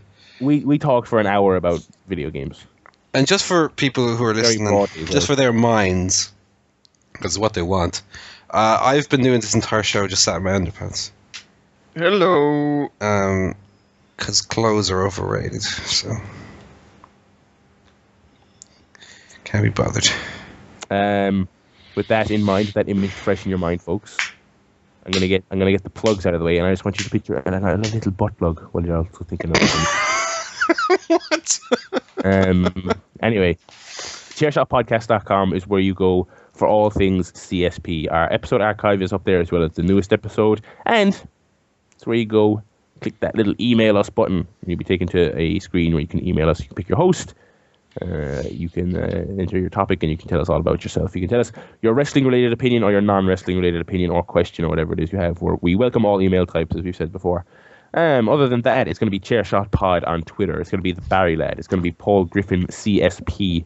It's going to be Griff Tannen if you want to follow all of us on Twitter for our various musings and email us. I just said the email thing. Yeah, but understand to email it to us. Okay, yes. Go to the email thing and actually do send one. Don't just look at it. It is nice. It's a well-designed website. I'll say that much. Anyway. Oh, Barry, did you hear tomorrow that all the buses are stopping? What? To let the passengers off. No. Wait, is this a joke? That's is this a bit? a joke. I'm going to have a weekly segment where I tell an awful joke from now on. Is that going to be called? I was going to say he's going to call it the ChairShot Podcast. Joe. Yeah. Do you normally write with your left hand or your right hand? Right. That's weird. I use a pen normally. Are you reading these off of like what's the Paddy's Day equivalent to a Christmas cracker? A pint of Guinness. A pint of Guinness. I mean, they should put jokes on the bottom of Guinness glasses on Paddy's Day. No, wait, no, they shouldn't. I'm specifically talking about how rubbish they would be. Never mind. Anyway. Oh, do you know what these sound like? These sound like penguin jokes. They're always based around penguins, though. What is a penguin? So it'll be like, do you write with your left flipper or your right flipper? I usually use a fish. I used to use a penguin. Yeah, I use a penguin. Eat penguins. Buy penguins. Anyway, yeah, I got all the plugs out on that. Go ChairShot Podcast on YouTube because there's full shows on there, and you can watch Paul play a video game. Yeah. So anywho, with all that said, we're going to wrap up this week. Email us, folks. Email us. Do it. Email. We'll be back next week talking Patrick's Day. Oh, to and whatever else happened in life. I don't know. Who knows? Who the fuck knows what's going to happen? Everyone, just fucking tune in and listen. You'll find out that easy way. It's goodbye. And happy weekend and happy Patrick's Day from me, Barry Murphy. It's goodbye and all those things as well from Joe Towner. Well, not St. Patrick's Day. Bye. Why not? St. George's Day. The only time it's St. George's Day because he killed the dragon. That's next month. Whatever. Anyway, and George. goodbye to the other one. George is that baby's name. Kill The a snake or king baby, you know? What's harder, He didn't- killing he didn't snakes kill- or killing dragons? He didn't just kill a snake. Dragons. He rid them of the country. There weren't any in Ireland, so that wasn't Yes, fucking there hard, was was. it? Yes, there isn't now because of Saint Patrick. I tell you, if that baby King George was here right now, I'd give him such a kick. Yeah, also, by the way, ridding a country of something is actually, it's fine. There's nothing wrong with that. It's humane. St. George killed an animal and made it extinct. What a cunt. PETA wouldn't be having that. They should have an anti-St. George's Day where they throw dragon's blood on the Queen. Peter and the dragon. Yeah. Dragon's an animal. It's also not real. Anyway, Come on, Just like wrestling. Oh, we brought it all the way back around. yeah, full circle. Anyway, it's goodbye from the last one, Paul. Bye. And Paddy's Day. Yeah. Wonderful.